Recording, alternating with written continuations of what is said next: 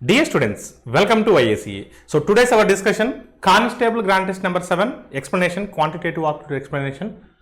If a student gets 4 marks for each correct answer in a test, 2 marks will be deducted for each wrong answer. If the student writes answers to 75 questions and gets 150 marks, how many questions did he write his correct answers? ఒక పరీక్షలో ఒక విద్యార్థికి ప్రతి సరైన సమాధానానికి 4 మార్కులు వస్తాయి, ప్రతి తప్పు సమాధానానికి 2 మార్కులు తగ్గించబడును. ఆ విద్యార్థికి 75 ప్రశ్నల సమాధానాలు రాస్తే 150 మార్కులు తెచ్చుకోగా అతను సరైన సమాధానాలు రాసినటువంటి ప్రశ్నలు ఎన్ని? సో ఎప్పుడైనా సరే ఇలాంటి క్వశ్చన్ మీకు వచ్చినప్పుడు సో ఇక్కడ ఏంటంటే క్వశ్చన్ కరెక్ట్ చేస్తే కరెక్ట్ సమాధానం ఇస్తే ప్లస్ 4 మార్కులు వస్తాయి. కానీ మీరు రాంగ్ ఆన్సర్ ఇస్తే 2 మార్కులు కోల్పోతారు. అంటే మీకు వచ్చిన మార్కులో 2 మార్కులు డిడక్ట్ చేస్తారు. అంటే ఒక క్వశ్చన్ మీరు రాంగ్ అటెంప్ట్ చేస్తున్నారంటే మీరు కోల్పోయే మార్క్స్ 4 కాదు, మీరు కోల్పోయే మార్క్స్ 2 కాదు, మీరు కోల్పోయే మార్క్స్ 6 మార్క్స్. 6 మార్క్స్ మీరు కోల్పోతున్నారు. ఎందుకంటే దానికి వచ్చే 4 మార్కులు కోల్పోతారు, దానికి పెనాల్టీ 2 మార్కులు ఎక్స్ట్రా, అంటే టోటల్ 6 మార్క్స్ కోల్పోతారు. ఇలాంటి క్వశ్చన్స్ వచ్చినప్పుడు మీరు ఏం చేస్తారంటే ఆల్ ఆర్ కరెక్ట్ అనుకోండి. అంటే మీరు ఎన్నైతే అటెంప్ట్ చేస్తారో అన్ని క్వశ్చన్స్ కరెక్ట్ అనుకునే కదా మీరు ఆన్సర్ చేసేది, రాంగ్ అనుకోని మీరు ఆన్సర్ చేయరు కదా. అందుకని అన్ని కరెక్ట్ అనుకోండి, ఆల్ ఆర్ కరెక్ట్ అని అజంప్షన్ చేసుకోండి. ఆల్ ఆర్ కరెక్ట్ అంటే ఎన్ని క్వశ్చన్స్ కరెక్ట్ చేశారంటే ఎన్ని క్వశ్చన్స్కి మీరు సమాధానం రాశారు? 75 క్వశ్చన్స్కి రాశారు. అంటే ఆల్ ఆర్ కరెక్ట్ అంటే 75 × 4 మార్క్స్ 300 మార్క్స్ రావాలి కదా. అంటే మీరు గెట్ చేసిన ప్రకారం మీకు 300 మార్క్స్ రావాలి. కానీ ఫైనల్గా రిజల్ట్ వచ్చిన తర్వాత చూస్తే మీకు ఎన్ని మార్క్స్ వచ్చాయి? 150 మార్క్స్ వచ్చాయి. అంటే 300 రావాల్సింది 150 మార్క్స్ వచ్చాయి. అంటే డిఫరెన్స్ ఎంత? 150. అంటే ఒక క్వశ్చన్ రాంగ్ చేస్తుంటే మీరు 6 మార్క్స్ని కోల్పోతున్నారు. అలా మొత్తం ఎన్ని కోల్పోయారు? 150 మార్క్స్ని కోల్పోయారు. 150/6 అంటే 25. అంటే మీరు 25 క్వశ్చన్స్ రాంగ్ చేశారు. ఆల్ ఆర్ కరెక్ట్ అనుకున్నారు కాబట్టి మీకు వచ్చేది రాంగ్ క్వశ్చన్స్ వస్తాయి. అంటే అవుట్ ఆఫ్ 75 క్వశ్చన్స్లో 25 క్వశ్చన్స్ రాంగ్ చేశారు. 25 క్వశ్చన్స్ రాంగ్ చేశారంటే ఎన్ని కరెక్ట్ చేసి ఉంటారు? 50 కరెక్ట్ చేసి ఉంటారు. So your answer is what? 50 correct. అంటే మీరు రాసినటువంటి సరైన సమాధానం ఏంటి? 50. మీరు కామెంట్ చెక్ చేసుకోవచ్చు. ఇప్పుడు 50 క్వశ్చన్స్ కరెక్ట్ అంటే 50 × 4 మార్క్స్ అంటే సో 200 మార్క్స్ వస్తాయి. 50 క్వశ్చన్స్ కరెక్ట్ అంటే 25 క్వశ్చన్స్ రాంగ్ కదా. 25 × 2 50 మార్క్స్. 200లో ఒక 50 మార్క్స్ తీసేస్తే రిమైనింగ్ 150. మీ నెట్ రిజల్ట్ 150 మార్క్స్. సో ఏమనుకోవాలండి? ఆల్ ఆర్ కరెక్ట్ అనుకోవాలి. ఇలాంటి క్వశ్చన్ వచ్చినప్పుడు ఏమనుకోవాలమ్మా? All are correct. అంటే మీరు ఎగ్జామ్లో క్వశ్చన్ అటెంప్ట్ చేసేటప్పుడు అది మీరు కరెక్ట్ అని అనుకునే పెడతాను తప్ప రాంగ్ అవుతుందని అనుకోని మనం పెట్టాం కదా. అందుకని ఆల్ ఆర్ కరెక్ట్ అని అజంప్షన్ చేసుకోవాలి. ఆల్ ఆర్ కరెక్ట్ అనుకుంటే 75 క్వశ్చన్స్ కూడా కరెక్ట్ అయితే ప్రతి క్వశ్చన్కి 4 మార్కులు చెప్పిన మీకు 30 మార్కులు 300 మార్కులు రావాలి, 300 మార్క్స్ రావాలి. కానీ లెక్క ప్రకారం మీకు ఎన్ని మార్క్స్ వచ్చాయి? 150 మార్క్స్ మాత్రమే వచ్చాయి. అంటే ఎన్ని మార్క్స్ డిఫరెన్స్ ఉంది? 150 మార్క్స్ డిఫరెన్స్ ఉంది. ఎన్ని మార్క్స్ డిఫరెన్స్ ఉంది? 150 మార్క్స్ డిఫరెన్స్ ఉంది. ఎన్ని మార్క్స్ డిఫరెన్స్ ఉంది? 150 మార్క్స్ డిఫరెన్స్ ఉంది. 150 మార్క్స్ డిఫరెన్స్ ఉంది. ఈ 150 మార్క్స్ డిఫరెన్స్ చూడండి, కరెక్ట్ అయితే +4 వస్తాయి, రాంగ్ అయితే -2. డిఫరెన్స్ అంతా 6 మార్క్స్. డిఫరెన్స్ అంతా 6 మార్క్స్. డిఫరెన్స్ అంతా 6 మార్క్స్ కదా. So divided by 6. సో 6 ఎన్ని టైమ్స్ అమ్మా? 6 25 టైమ్స్. అంటే 25 క్వశ్చన్స్ రాంగ్ అవ్వడం వల్ల ప్రతి క్వశ్చన్కి మీరు 6 మార్కులు కోల్పోవడం వల్ల సో 150 మార్క్స్ తక్కువ వచ్చాయి. అంటే 25 క్వశ్చన్స్ అనేవి రాంగ్ క్వశ్చన్స్ అండి. మీకు ఆల్ ఆర్ కరెక్ట్ అనుకుంటే మీకు వచ్చేటువంటి 25 రాంగ్ క్వశ్చన్స్ అవుతాయండి. అంటే 25 క్వశ్చన్స్ రాంగ్ అండి. సో అవుట్ ఆఫ్ 75లో మొత్తం క్వశ్చన్ 75 అండి. 75 ప్రశ్నలు అండి మొత్తం కూడా. దాంట్లో 25 రాంగ్ అంటే మిగతా 50 ఏమవుతాయండి? కరెక్ట్ అవుతాయి. So your answer is what? Option B. So ఎగ్జామ్లో ఇదంతా రాయాల్సిన అవసరం లేదండి. ఎగ్జామ్ పాయింట్ ఆఫ్ వ్యూలో డైరెక్ట్గా అటాక్ చేయొచ్చు. ఆల్ ఆఫ్ యూ క్లియర్ అండి. అదే next 3 persons ABC can finish running a circular track in 6, 15, 20 minutes respectively. If they start running at one place at 9 AM, so what time can they meet at the same place again in the morning? So 3 వ్యక్తులు ఏబీసీలో ఒక వృత్తాకార track చుట్టూ నడవడానికి 6, 15, 20 నిమిషాల్లో ముగించగలరు. ఒక స్థానం వద్ద ఉదయం 9 గంటలకి వాళ్ళ నడకను ప్రారంభించినచో తిరిగి ఉదయం ఏ సమయానికి అదే స్థానం వద్ద కలుస్తారు. చూడమ్మా, ఎట్ వాట్ టైం. మీకు ఎల్సీఎం హెచ్సిఎఫ్ చెప్పినప్పుడు, మీకు ఎల్సీఎం హెచ్సిఎఫ్ చాప్టర్ చెప్పినప్పుడు ఫ్యూచర్ కోఇన్సిడెన్స్ అని చెప్పా. At what time. సో తిరిగి ఉదయం ఏ సమయంలో, అంటే ఏ సమయంలో అంటే ఇది ఫ్యూచర్ కోఇన్సిడెన్స్ కదా. భవిష్యత్తులో జరగబోయేటువంటి సంఘటనల గురించి మీకు క్వశ్చన్స్ వచ్చినప్పుడు వారికి మీకు ఏం అప్లై చేయమని చెప్పా? ఎల్సీఎం అప్లై చేయమని చెప్పాను. మీకు అప్లికేషన్స్ అని ఎల్సీఎం అని చెప్పేసి మీకు ఎల్సీఎం హెచ్సిఎఫ్ చాప్టర్లో డిస్కస్ చేయడం జరిగింది. అంటే ఇక్కడ ఉన్నటువంటి 6 మినిట్స్కి, ఇక్కడ ఉన్నటువంటి 6 మినిట్స్కి, అదేవిధంగా ఇక్కడ ఉన్నటువంటి 15 మినిట్స్కి, 20 మినిట్స్కి మనం ఏం ఫైండ్ అవుట్ చేయాలి? ఎల్సీఎం ఫైండ్ అవుట్ చేయాలి. 6, 15, 20. 6కి 15కి ఎల్సీఎం ఎంత అమ్మా? It goes 3 table maximum. So 3 table maximum. Smallest number goes 2 times. 2 times of 15 30. So 30, 20 LCM 60 అంటే after 60 minutes they again meet at the same place. After 60 minutes 60 నిమిషాల తర్వాత మళ్ళీ ఒకే place వద్ద కలుసుకుంటారు. 60 నిమిషాల తర్వాత అంటే గంట తర్వాత కదా, వాళ్ళు 9ంటికి స్టార్ట్ చేశారు కదా, గంట తర్వాత అంటే ఎప్పుడు కలుసుకుంటారు? మళ్ళీ ఉదయం 10 గంటలకి వాళ్ళందరూ కూడా మళ్ళీ ఒకే ప్లేస్ వద్ద కలుసుకుంటారు. గుర్తుపెట్టుకోండి సింపుల్గా, future coincidence. A question is related to future coincidence. భవిష్యత్తులో జరగబోయేటువంటి సంఘటనల గురించి మనం మాట్లాడేటప్పుడు అటువంటి రిలేటెడ్ సమ్స్ వచ్చినప్పుడు మనం ఆ యొక్క నెంబర్స్ మనం ఏం అప్లై చేయాలి? ఎల్సిఎం అప్లై చేయాలి. అంటే ఇక్కడ 6కి 15కి సో 20కి ఎల్సిఎం ఫైండ్ అవుట్ చేయాలి. So 6, 15 it goes 3 table maximum, smallest number goes 2 times, so that many times of 15, so 30, 20 LCM is what? It goes 10 table maximum, smallest number goes 2 times, so 2 times of 30, 60. And after 60 minutes they again meet at the same place. After 60 minutes is nothing but 1 hour. After 1 hour 9 AM if you add, so 9 AM plus 1 hour 10 AM, so exactly 10 AM, so they will again meet at the same position. All of you clear andi? So your answer is what? Option A. Simplification question అడుగున్నారు చూడండి ఒకసారి. Simplification question 23. So 999, 1/7, 999, 2/7, 999, 3/7, 999, 4/7, 999, 5/7, 999, 6/7. How many 999s are there? 6 999s are there. 6 999s are there. So first numbers వరకు add చేయండి అమ్మా. 6 999s are there. 6 into 999, 6 into 1000, 6000. For 1000 999 is 1 less. 6 ones are 6. Subtract 6 from 6000, that is 5994. 5994. Now add fractions now. 1 plus 2 plus 3 plus 4 plus 5 plus 6. So together is 21. 21/7, 3. 3 plus 5994, 5997. Your answer is 5997. Option A is the right answer. Once again. So మొత్తం ఎన్ని 999s ఉన్నాయండి? 6 999s ఉన్నాయండి. 6 into 999, 6 into 999. ఓకేనమ్మా? 6 into 999, 6 into 999, 6 into 999 plus ఇవి add చేయనమ్మా. Denominators అన్ని కూడా 7 కదా, అంటే ఎల్సిఎం 7. డినామినేటర్స్ అన్ని 7 కదా, LCM 7. 1 plus 2 plus 3, 3 plus 3 6, 6 plus 4 10, 10 plus 5 15, 15 plus 6 21. So 21. 6 into 999, 6 into 1000, 6000. For 1000 999 is 1 less. 6 ones are 6. Subtract 6 from 6000, that is 5994. That is 5994. That is 5994. In 7 table 21 goes how many times? 3 times. So 5994 plus 3, 5997. So your answer is what? Option A. Option A is the right answer. 2k minus 1/2k is equal to 6. Then what is the value of k square plus 1/16k square? So whenever they are asking these type of questions అండి, ఒకసారి మీరు జాగ్రత్తగా గమనిస్తే మనకేం కావాలంటే k square plus 1/16k square కావాలి కదా. అది స్క్వేర్ చేసిన తర్వాత k square plus 16k square కావాలి. అంటే స్క్వేర్ చేసిన తర్వాత k square plus 1/16k square అంటే స్క్వేర్ చేయకముందు ఏముండాలి అది? సో k ఇక్కడ మైనస్లో ఇచ్చినాడు కాబట్టి k minus 1/4k ఉండాలి కదా. Yes or not? k minus 1/4k ఉండాలి కదా. ఇప్పుడు మనం దీన్ని స్క్వేర్ చేస్తే k square plus 1/16k square వస్తుంది కదా. స్క్వేర్ చేసిన తర్వాత ఇది ఉందంటే స్క్వేర్ చేయకముందు ఇదే ఉండాలి కదా. అంటే ఇచ్చినటువంటి ఈక్వేషన్ని మనం ఈ ఫార్మేట్లోకి మార్చుకోవాలంటే గివెన్ ఈక్వేషన్ ఏం చేయాలి? ఏం చేస్తే మనకు అది వస్తుందమ్మా? 2ని కామన్ తీస్తే సరిపోతుంది కదా. సో ప్రతి దాన్ని కూడా 2తో డివైడ్ చేస్తే సరిపోతుంది కదా. ఇచ్చిన గివెన్ ఈక్వేషన్ని ప్రతి టర్మ్ని, ప్రతి పదాన్ని కూడా 2తో భాగిస్తే ఏమొస్తుంది చెప్పండి? 2తో భాగిస్తే 2k/2 అంటే k. నేను LHS సైడ్ 2తో భాగిస్తున్నాను, RHS సైడ్ 2తో భాగిస్తున్నాను.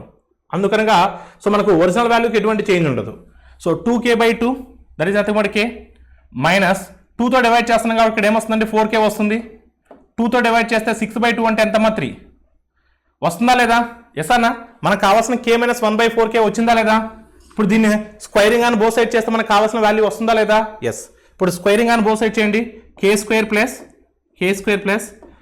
1/16k square minus 2ab 2 into k into 1/4k so is equal to 3 square అంటే 9. ఇప్పుడు k క్యాన్సిల్ అవుతే 2 1s are 2 2s are. ఇప్పుడు మనకు ఇదే కదా మనకు కావాల్సింది. ఈ -1/2 అవతల పోతే ఏమవుతుంది? +1/2 అవుతుంది. ఆల్రెడీ 9 ఉంది. 9 + 1/2 అంటే 9 1/2. సో మీ ఆన్సర్ ఏమవ్వాలండి? 9 1/2. So option C is the right answer. Next question, A and B liquids in a vessel are in the ratio 5:3.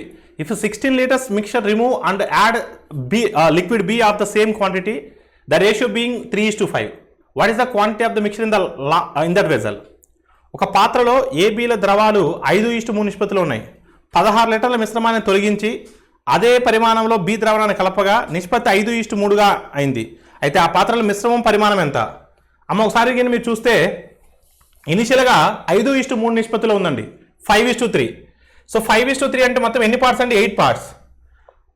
మనం 16 లీటర్ల మిశ్రమాన్ని బయటికి తీసి మళ్ళీ అదే క్వాంటిటీని బి లిక్విడ్తో మనం యాడ్ చేసాం. అంటే అప్పుడు ఇండివిజువల్ రేషియో మారుతుంది కాబట్టి ఇండివిజువల్ పార్ట్స్ మారుతుంది కానీ టోటల్ మాత్రం ఎన్ని పార్ట్స్ అంటే 8 పార్ట్సే. 16 తీస్తున్నాం, 16 పోస్తున్నాం. అలాంటప్పుడు ఒరిజినల్ క్వాంటిటీ ఏం చేంజ్ అవ్వదు, 8 పార్ట్స్. అంటే so total value, total quantity in that mixture is always divisible by 8. Is always divisible by 8. అంటే మన ఆన్సర్ 8తో డివిజిబుల్ అవ్వాలి. సో కంపల్సరీగా 8తో డివిజిబుల్ అవ్వాలి. సో 8తో డివిజిబుల్ అవ్వాలి. 8తో డివిజిబుల్ అయ్యే ఆప్షన్ ఏముందంటే ఒకటే ఉంది. So option A is the right answer. Original quantity 5:3 అంటే 8 పార్ట్స్. 16 తీసాం, 16 పోసాం. దాని తర్వాత 3:5, 3:5 అంటే 8 parts. And our answer is multiple of 8. The multiple of 8 only one option is they. So 2 options ఉంటే ఏం చేస్తావు సార్? తీసుకొని చెక్ చేసుకుంటాను. 40 తీసుకుందాం, 5:3. ఒకసారి జాగ్రత్త చూడండి. మీరు ఎగ్జామ్ పాయింట్ ఆఫ్ వ్యూ అలా మళ్ళీ క్రాస్ వెరిఫికేషన్ చేయాల్సినటువంటి అవసరం లేదండి. ఇది ఎక్స్ప్లెనేషన్ కాబట్టి నేను క్రాస్ వెరిఫై చేసి చూపిస్తున్నాను మీకు కాన్ఫిడెన్స్ కోసం. సో 5:3 మొత్తం 40 లీటర్స్ అనుకుంటే 8 పార్ట్స్ 40 లీటర్స్ అవుతాయి. 8 పార్ట్స్ 40 లీటర్స్ అయితే ఈచ్ పార్ట్ ఎంత అవుతుందండి? 5 లీటర్స్ అవుతుంది. ఈచ్ పార్ట్ ఎంత అవుతుందండి? 5 లీటర్స్ అవుతుంది. సో 40 లీటర్స్లో చూడండి అమ్మా, 40 లీటర్స్లో 16 లీటర్స్ మిశ్రమాన్ని తీసాం బయటికి. 16 తీసేస్తే మిగతాది ఎంత ఉంటుందండి? మిగతాది ఎంత ఉంటుంది? 24 ఉంటుంది. అంటే 8 పార్ట్స్ మిశ్రమాన్ని తీసేటప్పుడు ఎప్పుడు కూడా ఈక్వల్ క్వాంటిటీలో ఏ ద్రావణం వస్తుంది, ఈక్వల్ క్వాంటిటీలో బి ద్రావణం వస్తుంది. ఓకేనమ్మా. 8 పార్ట్స్ అంటే 24 అండి. 8 పార్ట్స్ అంటే 24. అప్పుడు ఈచ్ పార్ట్ ఎంత అవుతుందండి? 3 అవుద్ది. ఈచ్ పార్ట్ ఎంత అవుద్ది? 3 అవుద్ది. అప్పుడు 5 పార్ట్స్ అంటే ఎంతమ్మా? 15. 3 పార్ట్స్ అంటే ఎంతమ్మా? 9. ఇప్పుడు ఏ ద్రావణం 15, బి ద్రావణం 9. ఎప్పుడు? 16 లీటర్స్ తీసిన తర్వాత. ఇప్పుడు దీన్ని దేంతో ఫిల్ చేస్తున్నామమ్మా? బి ద్రావణంతో ఫిల్ చేస్తున్నాం. 16 బితో ఫిల్ చేస్తున్నాం. అప్పుడు ఇది ఏమవుతుందండి? 25 అవుతుంది. బి ద్రావణం ఫిల్ అయ్యేటప్పుడు ఏ ద్రావణం ఏమైనా ఉంటుందండి? ఉండదండి. 15 అవుతుంది. అంటే 15:25. 15:25 అంటే 3:5గా. 15:25 అంటే 3:5 కదా. ఎస్ అన్నా? 15:25 అంటే 3:5 కదా. సాటిస్ఫై అయిందా లేదా? ఎస్, 100% సాటిస్ఫై అవుతుంది. No doubt in that one. Next question. In an election between two candidates, 10% of the voters did not vote, 10% of the cast votes are invalid. So the candidate who won with 54% of the valid votes received a majority of 1620 votes. Number of votes registered in the voters list is what? ఇద్దరు అభ్యర్థుల మధ్య జరిగినటువంటి ఎన్నికల్లో 10% మంది ఓటర్లు తన vote హక్కును వినియోగించుకోలేదు. పోలైన ఓట్లలో 10% ఓట్లు చెల్లలేదు. చెల్లిన ఓట్లలో 54% ఓట్లు పడగా గెలిచిన అభ్యర్థికి 1620 ఓట్ల మెజార్టీ వచ్చింది. అయితే ఓటర్ల జాబితాలో నమోదైనటువంటి ఓటర్ల సంఖ్య ఎంత? సో ఒకసారి మీరు చూడమ్మా, ఓటర్ల జాబితాలో ఎంతమంది ఓటర్లు నమోదు చేసుకున్నారో తెలియదండి. ఓటర్ లిస్ట్లో ఎంతమంది ఓటర్లు ఉన్నారో మనకు తెలియదండి. Just I assume as 100. So in that voter list I don't know how many persons are there, how many candidates are there. Just I assume as 100. Voter లిస్ట్లో 100 మెంబర్స్ ఉన్నారండి.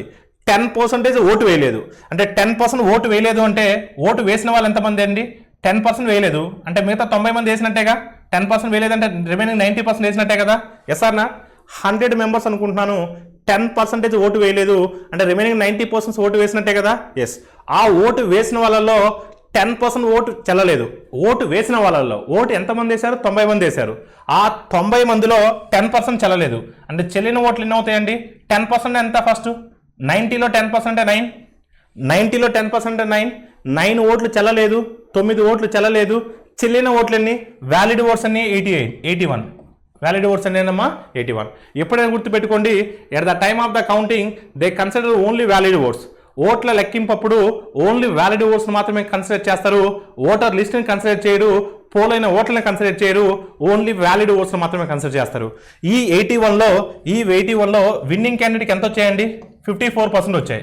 అంటే విన్నింగ్ క్యాండిడేట్కి 54% వచ్చాయంటే జాగ్రత్త చూడమ్మా, విన్నింగ్ క్యాండిడేట్కి 54% వచ్చాయంటే లూజింగ్ క్యాండిడేట్కి ఎన్ని వచ్చినట్టు? 46% వచ్చినట్టు. అంతే కదా. విన్నింగ్ క్యాండిడేట్కి 54% వచ్చినట్టే లూజింగ్ క్యాండిడేట్కి 44% వచ్చినట్టు. మెజారిటీ అంటే డిఫరెన్సే కదా. మెజారిటీ ఎంత పర్సెంట్ ఉందమ్మా? పర్సంటేజ్ ప్రకారం మెజారిటీ ఎంత పర్సెంట్ ఉందండి? సో 8% మెజారిటీ ఉందండి. 8%. ఆల్ ఆఫ్ యూ క్లియర్ అండి. 8% మెజారిటీ ఉందండి. ఆల్ ఆఫ్ యూ ఓకేనమ్మా. సో 8% మెజారిటీ ఉందండి, 8% ఇస్ ద మెజారిటీ. ఆ 8% దేంట్లోనండి? 81లో. 81లో వ్యాలిడ్ ఓట్స్లో, నాట్ టోటల్ ఓట్స్, 81 ఓట్స్లో 8% అండి. అంటే 8% of 81 will be equivalent to what amma? 1620. How many times it goes? That many times it goes. అడిగింది ఏంటంటే total voters in the voters list. ఓకేనమ్మా. 8% of 81 is 1620. All of clear అండి. 8% of 81 మాన్యువల్గా చేద్దామండి, మాన్యువల్గా చేయొద్దు, జస్ట్ సింపుల్గా చూడమ్మా. 8% అంటే 8/100 కదా, 8% 8/100 కదా, ఎస్ అన్నా 8/100 కదా. ఆ 100 యువతలకు వస్తే ఏమవుతుందండి? ఇంటూ 100 అవుతుంది. ఇంటూ 100 ఎందుకు రాసిన అర్థమవుతుంది కదా, ఇక్కడ ఇంటూ 100 ఎందుకు రాసిన అర్థమవుతుందా? 8% అంటే 8/100. ఆ 100 యువతలకు వస్తే ఏమవుతుందండి? ఇంటూ 100 అవుతుంది. అప్పుడు ఆ పర్సంటేజ్ రిమూవ్ చేయొచ్చు. 8 1s are 8 how many times అమ్మా? 10,000. 8 how many times అమ్మా? 10,000. 1250 times. Yes 1250 times. మీరు చూడండి అమ్మా, 81 ఉంది, 1620 ఉంది. How many times it goes అండి? 20 times. How many times it goes? 20 times. 81 20 times, 81 2 times 162, 81 20 times 1620. So 20 times of 1250. So 2 times of 125 is nothing but 250. That will be equivalent to 25,000. Therefore, number of voters in the voters list will be 25,000. Option A is the right answer. Next question. If a student gets 90%, 60%, 54% marks out of 3 test papers with a maximum of 100, 150, 200, then what is the percentage of aggregate he got? 100 మార్కులు, 150 మార్కులు, 200 మార్కులు, వరుస గరిష్ట మార్కులు ఉన్నటువంటి 3 test పేపర్లో 90%, 60%, 54% మార్కులు ఒక విద్యార్థికి రాగా అతనికి అగ్రిగేట్ అంటే అన్నిటిని కలిపి ఓవరాల్గా వచ్చినటువంటి సగటు మార్కులు ఎంత శాతం? అతనికి ఓవరాల్గా వచ్చినటువంటి సగటు మార్కులు ఎంత శాతం? సో చూద్దాం. మొదటి పేపర్లో 90% మార్కులు వచ్చాయండి. మొదటి పేపర్ ఎన్ని మార్క్స్ కమ్మా? 100 మార్క్స్కి. 100కి 90% అంటే ఎన్ని మార్కులు వచ్చినట్టు? 90 మార్కులు వచ్చినట్టు. సెకండ్ సబ్జెక్ట్లో 60% మార్కులు వచ్చాయి 150 మార్కులకి. 150 మార్కులు 60% అంటే 90 మార్కులు వచ్చినట్టు. సో థర్డ్ పేపర్లో 200 మార్కుల కంటే ఎగ్జాము 54% వచ్చాయి. 54% అని 200 అంటే 108. 90 90 108, 228, 288, 90 90 180, 180 plus 108 288. టోటల్ 288 మార్క్స్ వచ్చాయండి. ఆ 288 మార్క్స్ టోటల్ మార్క్స్ ఎన్నమ్మా? 3 సబ్జెక్టులో టోటల్ మార్క్స్కి ఎన్ని? 100, 150, 200 అంటే ఎంత వస్తుందంటే 450. 450 మార్క్స్కి, సో 450 మార్క్స్కి ఎన్ని మార్క్స్ వచ్చాయండి? 288 మార్క్స్ వచ్చాయండి. సో 450 మార్క్స్కి 450 మార్క్స్ 288 మార్క్స్ వచ్చాయి. 288 ఈజ్ వాట్ పర్సంటేజ్ ఆఫ్ 450? అలా క్లియర్ అండి. ఒకసారి మీరు గమనిస్తే ఇక్కడ, so in 450 10% is 45, 10% is 45. So 20% is 90, 20% is 90. 90 how many times? 288, 3 times, and it goes 60%. 60% is nothing but 270 marks. Still I need 18 marks. 1% 4.5, 2% 9, 4% 18. Yes, 4% is 18. 60% is 270. So together is 64%. Aggregate marks are 64%. Aggregate marks are 64%. Once again. So మొదటి సబ్జెక్ట్లో 90% వచ్చిందమ్మా. 90% of 100 అంటే 90 marks. Second సబ్జెక్ట్లో 60%, 60% of 150 అండి. Second paper మనకు 150 మార్క్స్కి exam పెట్టారండి, అంటే 90 మార్క్స్. థర్డ్ పేపర్లో మనకు 54% వచ్చాయండి. సో 54% ఆఫ్ 200, ఎందుకంటే థర్డ్ పేపర్ మనకు 54% వచ్చినాయి. ఎగ్జామ్ పెట్టింది మాత్రం 200 మార్క్స్కి. 54% అని 200 మార్క్స్ అంటే 54 2s are 108. So divided by మొత్తం ఎన్ని మార్క్స్ కండి? 450 మార్క్స్కి. మొత్తం ఎన్ని మార్క్స్ కండి? 450. సో ఒకసారి మీరు చూడండి, 90 90 180, 180 plus 108 288. So 288 is what percentage of 450? 288 is what percentage of 450? అంటే 450లో 288 అనేది ఎన్ని మార్క్స్కి, ఎంత పర్సంటేజ్కి ఈక్వల్ అవుతుంది చూద్దాం. 10% అంటే 45 అండి. 45 9 టైమ్స్ అండి. 45 6 times. 45 6 times ఎంత అంటే 270. 45 6 times. 45 6 times 270. సో నెక్స్ట్ అండి, సో 1% అంటే 4.5 కదా, 4% అంటే 18. సో ఎగ్జాక్ట్గా 64% అండి. ఎగ్జాక్ట్గా 64%. మీరు కావాలంటే 0 0 క్యాన్సిల్ చేసి నెక్స్ట్ 2 టేబుల్ లేదా 9 టేబుల్ నెక్స్ట్ 5 టేబుల్ ఏదో చేయండి, మీకు ఖచ్చితంగా ఆన్సర్ వస్తుంది. ఆ సర్కస్ చేయకూడదు. 10% అంటే 45, 60% అంటే 270, 1% అంటే 4.5, 4% అంటే 18, 18 ప్లస్ 270 288. అలా ఓవరాల్గా అటాక్ చేయాలి. So your answer is what? Option A. Next question, Rajan bought 120 tables for 110 rupees each. He sold 30 tables at a profit of 12 rupees per table, 75 tables at a profit of 14 rupees per table. So under the rest at a loss of 7 rupees each. The average profit on each table for him is what? ఒక్కొక్కటి 110 రూపాయలు చెప్పిన 120 tables రాజుని కొన్నాడు. Table ఒక్కొక్క దాని మీద 12 రూపాయల లాభంతో 30 టేబుల్స్, ఒక్కొక్క దాని మీద 14 రూపాయల లాభంతో 75 టేబుల్స్, మిగతా వాటిని 7 రూపాయలు ఒక్కొక్క దానిపై నష్టానికి అమ్మాడు. అతనికి మొత్తం మీద వచ్చినటువంటి సగటు లాభం ఎంత? మొత్తం మీద అతనికి వచ్చినటువంటి సగటు లాభం ఎంత? ఇక్కడ ఏంటంటే రాజన్ 120 టేబుల్స్ పర్చేజ్ చేశాడండి. ఒక్కొక్క టేబుల్ 110 రూపాయలు పెట్టి కొన్నాడు. సో వాటిని అమ్మేటప్పుడు ఏం జరిగిందంటే ఆ 120 టేబుల్స్లో టోటల్ 120 టేబుల్స్, టోటల్ ఎంతమ్మా 120 టేబుల్స్, టోటల్ 120 టేబుల్స్లో సో ఒక 30 టేబుల్స్ 12 రూపీస్ ప్రాఫిట్తో అమ్మాడండి. మనకు కావాల్సిన ఓవరాల్ ప్రాఫిట్ పర్సన్ కాబట్టి మళ్ళీ total cost price, total selling price కనుక్కోవాల్సిన అవసరం లేదండి. మొత్తం కొన్న విలువ, మొత్తం అమ్మిన విలువ కనుక్కోవాల్సిన అవసరం లేదు. అలా ఫీ క్లియర్ అండి. అదే సో మనకు అడిగింది కూడా ఓన్లీ సగటు లాభం కదా. మొదటి 30 టేబుల్స్ మీద ఒక్కొక్క టేబుల్ మీద అతనికి 12 రూపీస్ ప్రాఫిట్ వచ్చిందంట. అంటే 30 × 12, జాగ్రత్త చూడమ్మా, 30 × 12, 30 టేబుల్స్ మీద ఒక్కొక్క టేబుల్ మీద 12 రూపీస్ లాభం వచ్చింది. 30 × 12 ప్లస్ నెక్స్ట్ ఒక్కొక్క దాని మీద 14 రూపాయలు లాభం వచ్చింది. నెక్స్ట్ 75 టేబుల్స్ మీద, అంటే నెక్స్ట్ 75 టేబుల్స్ మీద ఒక్కొక్క దాని మీద 14 రూపీస్ ప్రాఫిట్ వచ్చింది. ఒక దాని మీద 14 రూపీస్ లాభం వచ్చింది. ఓకేనండి. నెక్స్ట్ మిగతా వాటి అంటే ఎన్ని వస్తాయండి? 120 టేబుల్స్లో 30, 75 అంటే 105 టేబుల్స్ పోతాయి. 105 టేబుల్స్ పోతే 120లో ఇంకెన్ని టేబుల్స్ ఉంటాయంటే 15 టేబుల్స్ ఉంటాయి. నష్టం వస్తుంది కాబట్టి మైనస్ తీసుకుంటున్నాను. 15 టేబుల్స్ మీద ఒక్కొక్క దాని మీద ఎంత నష్టం వచ్చిందంటే 7 రూపాయలు నష్టం వచ్చింది. ఇక్కడ ఎందుకు ప్లస్లు తీసుకున్నానంటే లాభం వచ్చింది, ఇక్కడ ఎందుకు మైనస్ తీసుకున్నానంటే నష్టం వచ్చింది. అలా క్లియర్ అండి. సో ఇది అతనికి వచ్చినటువంటి మొత్తం లాభం కానీ నష్టం కానీ మనకు సగటు కావాలంటే ఏం చేయాలండి? By total number of tables. Total number of tables ఎంతమా? 120. అతనికి వచ్చింది లాభము మరియు నష్టము by total number of tables వేస్తే మనకు సగటున లాభం వస్తుందా నష్టం వస్తుందా? ఖచ్చితంగా లాభమే వస్తుంది. ఓకేనమ్మా. ఎంత లాభం వస్తుందని మనకు తెలుస్తుంది. చూద్దాం. సో 30 × 12 అంటే ఎంతమ్మా? 360. 30 × 12 అంటే ఎంత అండి? 360. 30 × 12 ఈజ్ వాట్? 360. 75 × 14, 75 × 14 అండి. 75 10 టైమ్స్ 750, 75 4 టైమ్స్ 300, 750 + 300 1050. ఎంతమ్మా? 1050. కంగారు పడాల్సిన అవసరం లేదు. 1050 మైనస్ 15 7s ఎంత అండి? 105. 15 7s ఎంత అండి? 105. 15 7s ఎంతమ్మా? 105. ఇప్పుడు మీరు చూడండి, 360 + 1050 అంటే ఎంత అవుతుందంటే 360 + 1050 అంటే ఎంత అవుతుందమ్మా? సో 1410 అవుతుంది. 1410. సో 1410లోంచి ఒక 100 తీసేస్తే 1310, ఒక 5 తీసేస్తే 1305. సో టోటల్ 1305 వస్తుందండి. 1305/120. 1305/120 చూడమ్మా.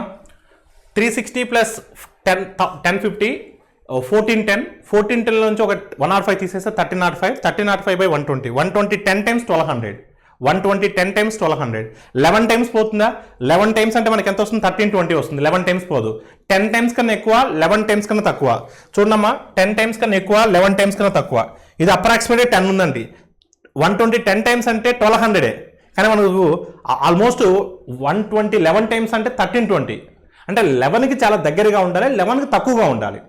అలాంటప్పుడు 10.0 మనం క్లిక్ చేస్తామా? మనకు 120 11 టైమ్స్ అంటే 1320. నాకు 1305 కావాలి అంటే మన ఆన్సర్ ఆల్మోస్ట్ 11కి దగ్గరగా ఉండాలి. ఆల్మోస్ట్ 11కి దగ్గరగా అంటే 10.875 కదా. మాన్యువల్గా క్యాలిక్యులేట్ చేయొద్దు. మనకు కావాల్సిన best option, not correct answer. అలా క్లియర్ అండి. So your answer is what? Option B. Next question, a shopkeeper bought 150 identical calculators at 250 rupees each and spent 2500 rupees on their packing and transport. What is the profit percentage if each calculator sets the market price at 320 rupees and he sells at 5% discount approximately? ఒక దుకాణదారుడు ఒక్కొక్కటి 250 రూపాయలు వంతున 150 రూపాయలకు ఒకే రకం క్యాలిక్యులేటర్ని కొని వాటి packing transportation నిమిత్తం 2500 రూపాయలు ఖర్చు చేశాడు. ప్రతి క్యాలిక్యులేటర్ను ప్రకటన వేల 320 రూపాయలుగా నిర్ణయించి అతను దానిపై 5% డిస్కౌంట్తో అమ్మితే అతను లాభశాతం ఎంత? ఇక్కడ విషయం ఏంటంటే ఒక్కొక్క క్యాలిక్యులేటర్ని అతను 250 రూపీస్ పెట్టి పర్చేజ్ చేశాడండి. ఒక క్యాలిక్యులేటర్ అతను ఎంత పెట్టి పర్చేజ్ చేశామో 250 రూపీస్ పెట్టి పర్చేజ్ చేశాడు. అలా ఎన్ని క్యాలిక్యులేటర్స్ అండి? 150 క్యాలిక్యులేటర్స్ అండి. 150 క్యాలిక్యులేటర్స్. ఒక్కొక్క క్యాలిక్యులేటర్ 250 రూపీస్ అండి. ఒక్కొక్క క్యాలిక్యులేటర్ 250 రూపీస్. 250 × 150 అండి. 250 × 150 ఎంత అవుతుందండి? So 25 × 15. 25 × 15. 25 10 times 250. 25 5 times 125. So 125 + so 250 అప్పుడు 375 అవుతుంది. అంటే 375 అంటే 37,500 అవుతుంది. 37,500 అవుతుంది. 37,500 ఓకేనా, 37,500. ఇది ఓన్లీ అతను 150 క్యాలిక్యులేటర్స్ కొన్నటువంటి కాస్ట్ ప్రైస్. కానీ ట్రాన్స్పోర్టేషన్ ఛార్జెస్ ఎంతమ్మా 2,500. గుర్తుపెట్టుకోండి, transportation charges are always added to what అమ్మా కాస్ట్ ప్రైస్, కాస్ట్ ప్రైస్. ఎంతమ్మా 2,500 యాడ్ చేయాలి కదా. గుర్తుపెట్టుకోండి, transportation charges are other expenditures are always added to the cost price. అంటే ఎంత అవుతుందండి అప్పుడు 40,000 అవుతుందండి. అంటే టోటల్ కాస్ట్ ప్రైస్ ఇస్ 40,000 అండి. Total cost price is what అమ్మా 40,000. నా ఒక్కొక్క క్యాలిక్యులేటర్ ఎంత నిర్ణయించారండి ప్రకటన మీద 320. So 320 into how many calculators అంటే 150 క్యాలిక్యులేటర్స్ కదా. 320 ఇంటూ 150 అండి. 320 ఇంటూ 150. ఫస్ట్ టోటల్ ఎంత అవుతుందో చూద్దాం, దాని మీద 5% డిస్కౌంట్ తీసేద్దాం. ఓకేనమ్మా. సో 150 ఇంటూ 320 అండి. ఆ జీరోస్ని కాసేపు పక్కన పెట్టండి అమ్మా. 15 ఇంటూ 32, 30 టైమ్స్ 450, 15 2 టైమ్స్ 30 ప్లస్ 450 480. అంటే 480 అంటే 48,000. సో 48,000. ఈ 48,000 మీద డిస్కౌంట్ ఎంత ఇస్తున్నాడమ్మా 5% డిస్కౌంట్ ఇస్తున్నాడండి.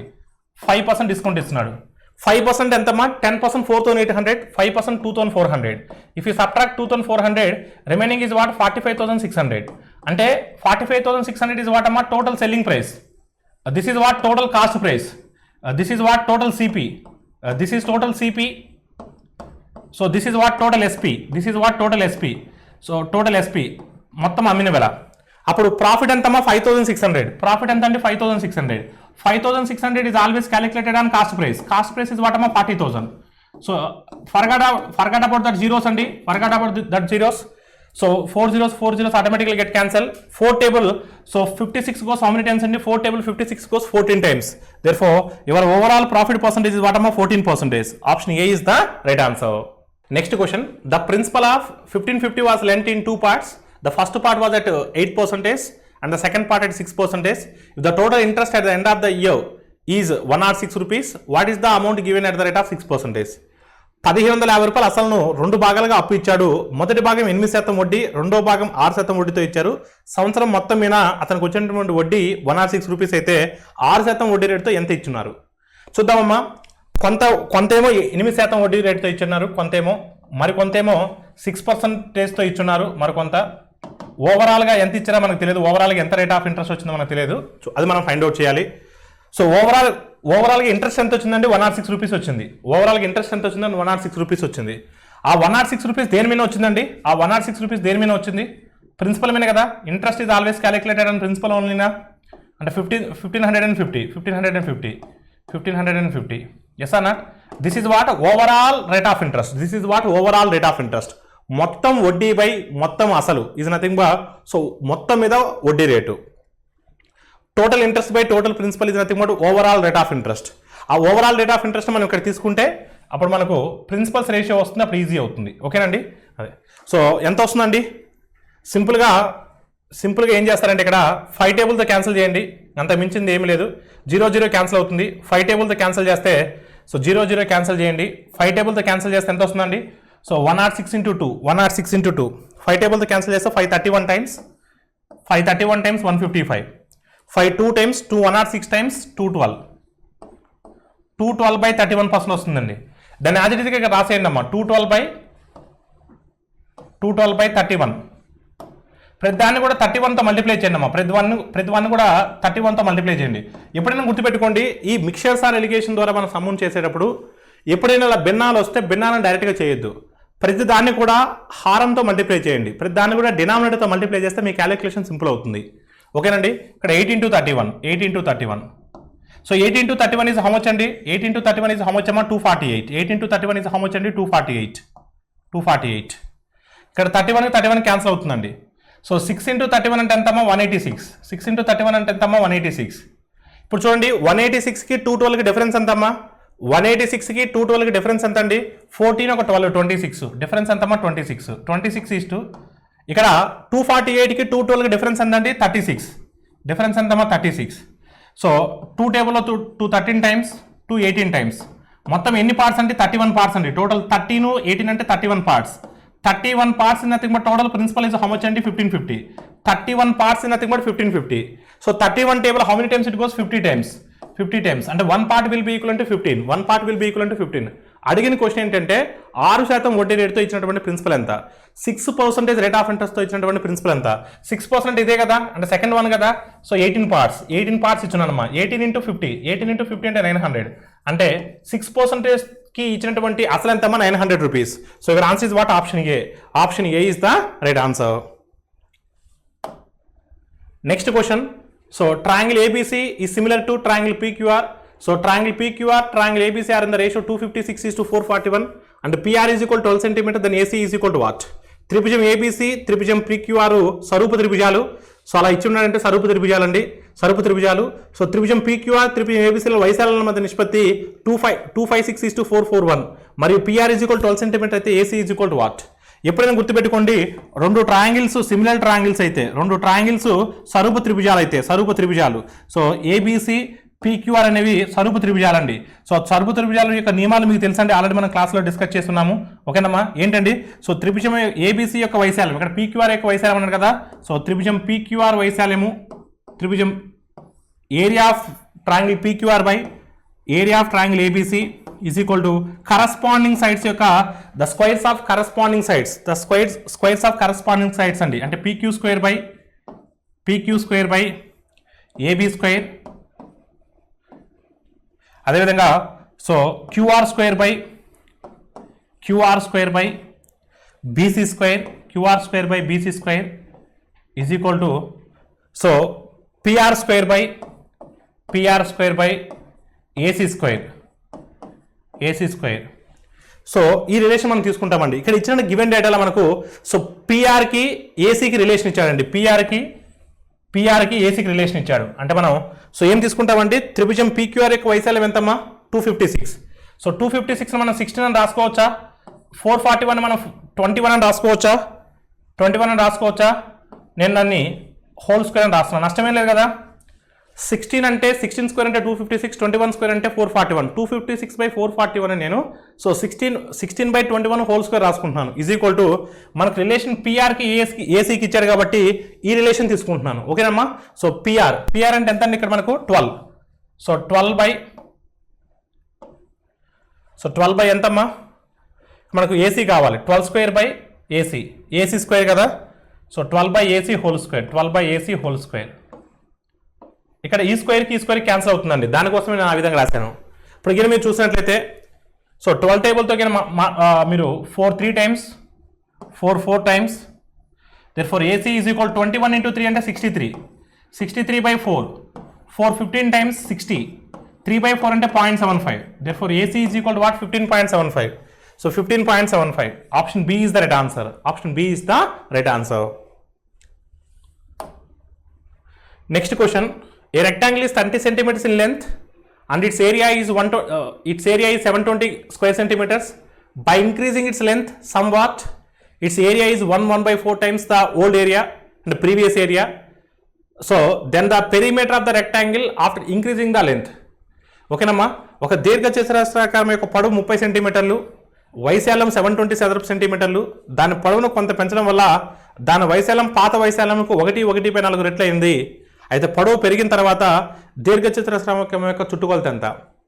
సో మనకు పొడవు ఇచ్చున్నాడండి, పొడవు L ఇచ్చున్నాడమ్మా, లెంత్ ఇచ్చున్నాడు, length L is equal to what అమ్మా 30. సో ఏరియా ఇచ్చున్నాడమ్మా, area is nothing but what అమ్మా L into B is nothing but 720. ఒకసారి మీరు చూస్తే మనకు దీని నుంచి బి వస్తుంది. L ఇంటూ బి, L అంటే ఎంతమ్మా 30. So 30 into B is equal to area is what అమ్మా 720, లెంత్ ఇంటూ బ్రెత్, పొడవు ఇంటూ వెడల్పు ఈజ్ నథింగ్ బట్ దీర్ఘ చతురస్రాకారం యొక్క వైశాల్యము. ఇక్కడ మనకు బి వస్తుందండి, వెడల్పు వస్తుంది. చూడండి, బి ఈజ్ ఈక్వల్ టు 30 ఎన్ని టైమ్స్ అమ్మా 24 టైమ్స్, 0 క్యాన్సిల్ అవుతే 324 టైమ్స్ 72 అండి. 324 టైమ్స్ ఎంతమ్మా 72. ఇప్పుడు మనకి ఏమొచ్చిందండి, వెడల్పు వచ్చిందండి, దీర్ఘ చతురస్రాకారం యొక్క వెడల్పు వచ్చింది, breadth of the rectangle. So మనకు పొడవును కొంత పెంచిన వల్ల ఎంత పెంచామో తెలియదండి, పొడవు ఎంతో తెలియదు మనకు. పొడవును కొంత పెంచాం, ఆ పెంచిన తర్వాత పొడవు ఎంతో తెలియదు, ఎల్ అనుకుందాం. సో బి ఎంతమ్మా 24, పెంచిన తర్వాత వైశాల్యం ఏమైందండి 1/4 టైమ్స్ అయింది. ప్రీవియస్ ఏరియాకి ఇప్పుడు 1/4 టైమ్స్, 1/4 అంటే 5/4. సో ప్రీవియస్ ఏరియా ఎంత అంటే 720. ఇప్పుడు మనకు ఎల్ వస్తుంది కదా. సో కొత్త పొడవు అంటే అలా పెంచిన తర్వాత లెంత్ ఆఫ్ ద రెక్టాంగిల్ వస్తుంది. చూడండి 4 ఎన్ని టైమ్స్ అమ్మా 4 180 times, 4 180 times, all of you clear అండి. అదే 6 4 టైమ్స్, 6 30 టైమ్స్, 30 into 5 అంటే 150, 150/4 అంటే ఎంత వస్తుందండి? 150 హాఫ్ 75, 75 హాఫ్ 37.5 అంటే న్యూ లెంత్ ఈజ్ వాట్ అమ్మా? 37.5. New length is what? 37.5. New length is what? So అలా పొడవును పెంచిన తర్వాత కొత్త పొడవు 37.5. అలా పెంచిన తర్వాత దీర్ఘచతురస్రాకారం యొక్క చుట్టుకొలత. They're asking the new rectangle perimeter. So rectangle perimeter is nothing but what? 2 into L plus B. So 2 into L is what? 37.5. B is what? So B is what? 24. So 2L కదా, 2 into L plus B అంటే 2L plus 2B కదా, 2L అంటే 75, 2B అంటే 48, 48 plus 75 end with 3. So see the options, end with 3, which option is there? Option A is the right answer. మరొకసారి చెప్తున్నాను చూడండి, చుట్టుకొలత 2L plus 2B అంతే కదా, 2 into L plus B అన్నా 2L plus 2B అన్నా ఒకటేనండి. సో 2L కొత్త L ఎంత అమ్మా? 37.5. 2L అంటే ఎంత అవుతుందంటే 75 అవుద్ది. 2B, B అంటే 24, సో 2B అంటే 48, 48 plus 75 123. End with 3, only one option is there. So your answer is what? Option A. Next question, arrange the following values in ascending order if side of a square is 12 centimeters. 12 సెంటీమీటర్ల భుజం గల చతురస్రాకారం యొక్క so ఈ క్రింది విలువలను ఆరోహణ క్రమంలో అమర్చండి. ఆరోహణ క్రమం అంటే చిన్న వాల్యూ నుంచి పెద్ద వాల్యూ వరకు వెళ్ళాలి, అసెండింగ్ ఆర్డర్. చూద్దాం. So side of a square ఇచ్చినారండి, side of a square is 12, side of a square a is equal 12 ఇచ్చినాడమ్మా, ఏ ఈజ్ ఈక్వల్ 12 ఇచ్చినాడు. చుట్టుకొలత పెరిమీటర్, సో పెరిమీటర్ అంటే ఏంటమ్మా? 2 times of L plus B, sorry ఇక్కడ మనకు square కదా, 4A. చుట్టుకొలత ఎంత అండి? 4A. ఏ అంటే ఎంతమ్మా? 12. 4 into 12 అంటే 48, 4 into 12 అంటే 48. Therefore perimeter of a square is what amma? 48. Perimeter of a square is what? 48. Next, what is the area? So area అంటే A into A కదా, A square కదా, 12 into 12 144. So area is what? 144. Area is what? 144. So area is what amma? 144. వైశాల్యము 144. భుజము into భుజము. కర్ణం పొడవు అండి, కర్ణం పొడవు అంటే √2A. కర్ణం పొడవు అంటే ఎంతమ్మా? √2A. ఏ అంటే 12 కదా, 12 అమ్మ 12 అనే లెస్ దాన్ 48 కదా, 12 into 2 అంటేనే 24, 12 అంటే లెస్ దాన్ 48. అన్నిటికన్నా చిన్నది ఏంటండి? అడిగింది ఆరోహణ క్రమం కదా, అసెండింగ్ ఆర్డర్ కదా, అంటే స్మాలర్ వాల్యూ నుంచి వెళ్ళాలి కదా. సో ఈ మూడిట్లో 12 కదా, ఇది 12. ఈ మూడిట్లో చిన్నది ఏంటండి? ఈ మూడిట్లో చిన్నది ఏంటి? 12 అంటే ఫస్ట్ 3 రావాలి, ఫస్ట్ 3తో స్టార్ట్ అవ్వాలి. సో 3 వచ్చేసింది, 2 ఆప్షన్స్ ఉన్నాయి. 3 తర్వాత అంటే 12 తర్వాత 48 చిన్నది అంటే 1 రావాలి, 1 రావాలి, 312. So ascending order is what అమ్మా? 312. Option A is the right answer. Next question, find the area of the shaded part in the map ABCD. So ఇక్కడ షేడ్ చేసినటువంటి ఏరియా అని అడుగుతున్నాడు. ఒకసారి మీరు డయాగ్రామ్ కింద చూసినట్లయితే ఒకసారి సో డయాగ్రామ్ని హైలైట్ చేస్తాను చూడండి ఇక్కడ. సో డయాగ్రామ్ పార్ట్ వరకు చూడండి ఫస్ట్ ఆఫ్ ఆల్ మీరు. సో డయాగ్రామ్ పార్ట్ వరకు మీరు అబ్జర్వ్ చేసినట్లయితే so AB is equal 40, BC is equal 40 కాబట్టి దిస్ ఈజ్ ఎ స్క్వైర్, చతురస్రం అని చెప్పొచ్చు మనం కాన్ఫిడెంట్గా.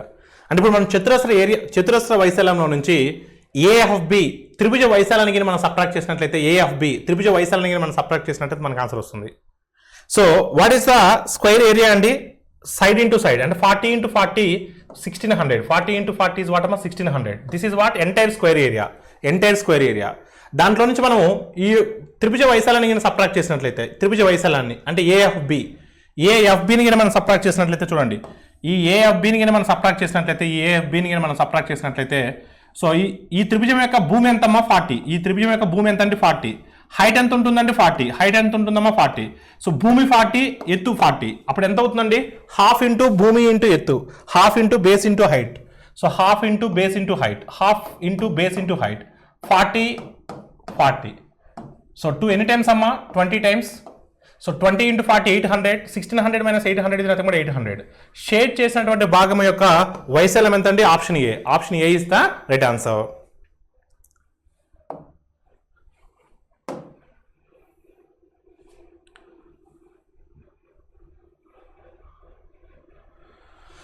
సో నెక్స్ట్ క్వశ్చన్ చూడండి అమ్మా.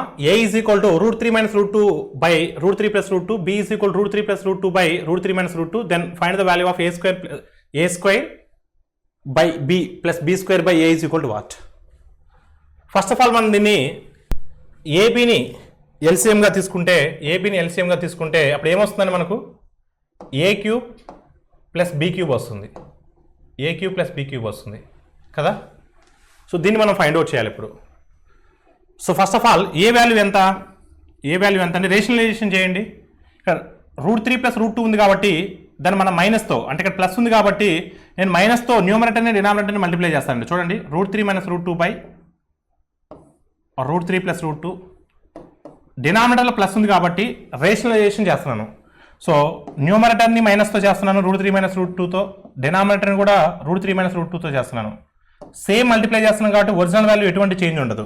ఇప్పుడు చూడండి డినామినేటర్ వరకు చూడండి a + b × a - b అంటే a² - b² కదా. a² - b² అంటే √3² - √2² కదా. √3² అంటే 3, √2² అంటే 2, 3 - 2 అంటే 1.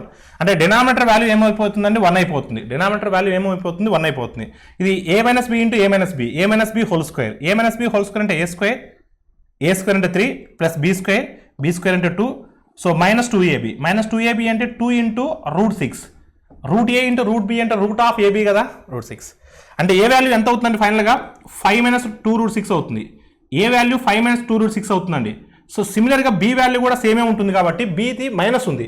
అప్పుడు ఏమవుతుంది మనకు సిమిలర్గా మీరు ట్రై చేసినట్లయితే బి వాల్యూ ఏమవుతుందండి 5 + 2 √6 వస్తుంది. మీరు కావాలని చేయండి. సిమిలర్గా చేస్తే ఇక్కడ ప్లస్ ఉన్నప్పుడు మైనస్ వచ్చింది, ఇక్కడ మైనస్ ఉన్నప్పుడు ప్లస్ వస్తుంది 5 + 2 √6. అప్పుడు a + b ఎంత అవుతుందండి a + b ఎంత అవుతుందండి a + b is equal to ఈ రెండింటిని యాడ్ చేస్తే -2 రూట్స్కి +2 రూట్స్ క్యాన్సిల్ అయిపోతుంది కాబట్టి a + b ఎంత అవుతుందమ్మా 10 అవుతుంది. ఏబి ఎంత అవుతుందండి ఏబి వాల్యూ ఎంత అవుతుందండి AB value. So a × b అంటే 5 + 2 √6 × 5 - 2 √6 a + b × a - b a² - b². a² అంటే 25, b² అంటే 2 √6 హోల్ స్క్వేర్, 2 √6 హోల్ స్క్వేర్, 2² అంటే 4, √6 హోల్ స్క్వేర్ అంటే 6, 4 × 6 24, 25 - 24 1. So ab is equal to 1. ab is equal to 1 అండి. a + b is equal 10. Then a³ + b³ is what? చూడండి all of you. So a b value 1 అయిపోతుంది. అప్పుడు మనకు కావాల్సింది a³ + b³ కావాలి, a³ + b³ కావాలి, a³ + b³ కావాలి. ఓకేనమ్మా. సో మీ అందరూ కూడా ఒక విషయం చెప్పున్నాను, a + b is equal to some p అయితే a³ + b³ ఏమవుతుందని చెప్పానండి. మీకు కావాలంటే క్యూబింగ్ అని బోత్ సైడ్ చేయండి, నో ప్రాబ్లం. కానీ మీకు ఒరిజినల్ వాల్యూ చెప్పాను p³ - 3p అని చెప్పున్నాను, p³ - 3p అని చెప్పున్నాను, మీకు ఆల్జిబ్రాలో చెప్పున్నాను. ఓకేనమ్మా. So a³ + b³ is equal to a + b is equal to p అయితే a³ + b³ is equal to p³ - 3p అని చెప్పున్నాను. లేదంటే మీరు క్యూబింగ్ అని బోత్ సైడ్ చేసిన అదే వాల్యూ వస్తుంది. మీకు రిజల్టెంట్ వాల్యూ ఆల్రెడీ చెప్పిన కాబట్టి దీన్ని డైరెక్ట్గా అప్లై చేద్దాం. ఇప్పుడు a + b ఎంతమ్మా 10. అప్పుడు a³ + b³ ఎంత అవుతుందండి p³ అంటే ఎంతమ్మా 1000, 10³ అంటే 1000, 3p 3 × 10 అంటే 30. సో చూడమ్మా 1000 - 30 అంటే 970, 1000 - 30 అంటే ఎంతమ్మా 970. So your answer is what? Option B. Next question, the ages of Ajay and Vijay are in the ratio 3:4. If their ages are in the ratio 4:5 after 5 years, what is the Vijay's present age? Vijay's present age ఎన్ని parts అమ్మా 4 parts. అంటే మన answer 4కి multiply ఉండాలండి. మన answer 4కి multiply ఉండాలి. So 4కి మల్టిప్లై ఉండాలండి, 4కి మల్టిపుల్స్గా ఉండాలి. సో 2 ఆప్షన్స్ ఉన్నాయి. 5 సంవత్సరాల తర్వాత వారి వయసు నిష్పత్తి 4:5 అన్నాడండి. అంటే 3:4 కాస్త 4:5 అవుతుందండి. అంటే 3 భాగాలు కాస్త 4 భాగాలు అయింది, 4 భాగాలు కాస్త 5 భాగాలు అయింది. అంటే 3 భాగాలు కాస్త 4 భాగాలు అవ్వడం అంటే ఒక భాగం ఒక 1 పార్ట్ ఇంక్రీజ్ అయినట్టు కదా. 4 parts బికమ్ 5% 1 part ఇంక్రీజ్ అయినట్టు కదా. ఆ 1 part దేని వల్ల ఇంక్రీజ్ అయింది? 5 years తర్వాత వల్ల కదా. అంటే 1 part అంటే 5 years అండి. 1 part will be equal to 5 years. ఒక భాగం విలువ 5 సంవత్సరాలు. అప్పుడు అడిగింది విజయ్ యొక్క ప్రస్తుత వయసు కాబట్టి విజయ్ యొక్క ప్రస్తుత వయసు 4 భాగాలు, ఒక భాగం అంటే 5 సంవత్సరాలు కాబట్టి 4 × 5 20 సంవత్సరాలు. సో మీ ఆన్సర్ ఎంత అండి? Option A. చూడమ్మా. So present ages ratio is what అమ్మా 3:4. This is present ratio. So Ajay and Vijay 5 years after 5 years 5 సంవత్సరాల తర్వాత ratio become 4:5. Ratio become what? 4:5. So how many parts increases అంటే 1 part increases. How many parts increases? 1 part increases. ఈక్వల్గా increase అయింది కాబట్టి ఆ 1 part మనం 5 yearsకి equal చేయొచ్చు. 1 part అంటే 5 years అండి. 1 part అంటే 5 years అడిగింది. సో విజయ్ యొక్క ప్రస్తుత వయసు అండి. విజయ్ యొక్క ప్రస్తుత వయసు 4 parts అండి. సో 4 × 5 ఎంతమ్మా 20 years. 4 × 5 ఇస్ వాట్ అండి 20 years. So your answer is what? Option A. Next question, the probability of becoming king who accidentally. So took a piece of card from a well mixed cards and from a pack of cards. If you pick one card, that card become a king. King అవ్వడానికి probability ఎంత, సంభావ్యత ఎంత? ఒక పేక ముక్కల set నుండి ఒక పేక ముక్కని యాదృచ్ఛికంగా తీసినా అది రాజు అయ్యేందుకు, ఓకేనమ్మా, కింగ్ అయ్యేందుకు సో సంభావ్యత ఎంత? అసలు మొత్తం ఎన్ని కార్డ్స్ ఉంటాయేమో ప్యాక్ ఆఫ్ కార్డ్స్లో 52 కార్డ్స్ ఉంటాయండి. 52 కార్డ్స్ నుంచి 1 కార్డు బయటికి తీస్తున్నానండి. అంటే హౌ మెనీ వేస్తామా? 52C1. Out of 52 cards I'm going to pick 1 card. 52 కార్డులో ఒక కార్డుని సెలెక్ట్ చేస్తున్నాను, ఓకేనండి, పిక్ చేస్తున్నాను. అంటే 52C1 వేస్లో n of S is 52C1. N of E is what? So n of E is what? ఆ కార్డు నాకు ఏ కార్డ్ అయి ఉండాలి? కింగ్ కార్డ్ అయి ఉండాలి, రాజు కార్డ్ అయి ఉండాలి. ఎన్ని కింగ్స్ ఉంటాయండి ఒక ప్యాక్ ఆఫ్ కార్డ్స్లో? 4 ఉంటాయండి. ఆ 4 ఇట్లో 1 రావాలి నాకు. సో మొత్తం 4 ఉంటాయి. 4 ఇట్లో 1 కావాలి నాకు, 4C1. 4C1 by 52C1 అండి. అంటే 4/52. 4/50 అంటే 4 1s are 4 13 times. 4 13 times 52. So 1/13. So your answer is what? Option B. How many different words can be formed with the letters of the word Hyderabad? Not meaning to be, అంటే meaning అవసరం లేదు, meaning ఎక్కర్లేదు. So ఎన్ని మనం form చేయగలుగుతాం? First ఎన్ని letters ఉన్నాయండి హైదరాబాద్ అనే వర్డ్లో ఎన్ని లెటర్స్ ఉన్నాయండి? 9 లెటర్స్ ఉన్నాయి. ఈయన హౌ మెనీ ఫ్యాక్టర్లు వేసామా? 9 ఫ్యాక్టర్లు వేస్తే మనం అరేంజ్ చేయగలుగుతాం. రిపిటేషన్ ఉందా లేదో చూడండి. రిపిటేషన్ ఉన్నదాన్ని మనం డినామినేటర్ రాసుకుంటాం. హెచ్ రిపిటేషన్ లేదు, వై రిపిటేషన్ లేదు, డి రిపిటేషన్ ఉంది. డి ఎన్ని టైమ్స్ రిపిటేషన్ ఉందమ్మా? 2 టైమ్స్ ఉంది. అందుకని 2 ఫ్యాక్టోరియల్తో డివైడ్ చేస్తున్నాను, ఓకేనండి. నెక్స్ట్ ఈ రిపిటేషన్ లేదు, ఆర్ రిపిటేషన్ లేదు, ఏ రిపిటేషన్ ఉందండి? ఏ ఎన్ని టైమ్స్ రిపిటేషన్ ఉందమ్మా? 2 టైమ్స్ రిపిటేషన్ ఉంది. బి రిపిటేషన్ లేదండి. రిపిటేషన్ ఉన్నాయి, డినామినేటర్లో రాసుకోవాలి, హారంలో రాసుకోవాలి. అలా క్లియర్ అండి. ఇప్పుడు 9 ఫ్యాక్టర్లో మనం ఎలా రాస్తామండి?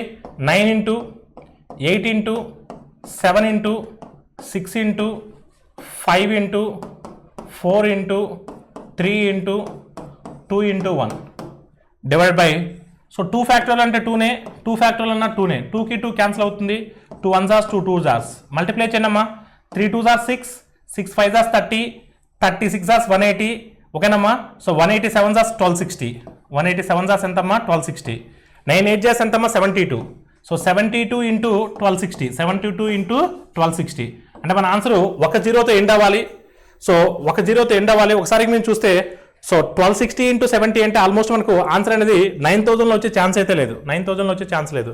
నన్ ఆఫ్ దీస్ ఉంది కాబట్టి ఖచ్చితంగా మల్టిప్లై చేయాల్సిందే. 126 2s are ఎంతమ్మా? 252. 126 2s are ఎంతమ్మా? 252. మన ఆన్సర్ 20తో ఎండ్ అవ్వాలి.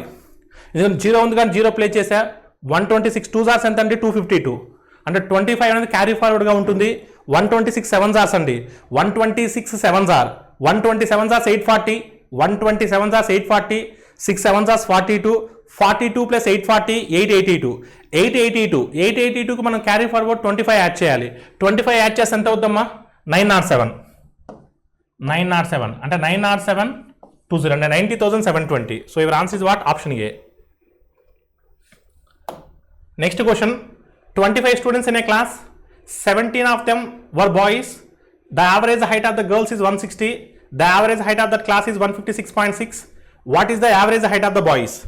ఒక తరగతిలో 25 మంది విద్యార్థులు కలరు. అందులో 17 మంది బాలికల సగటు ఎత్తు 120. ఆ తరగతి సగటు ఎత్తు 156.6.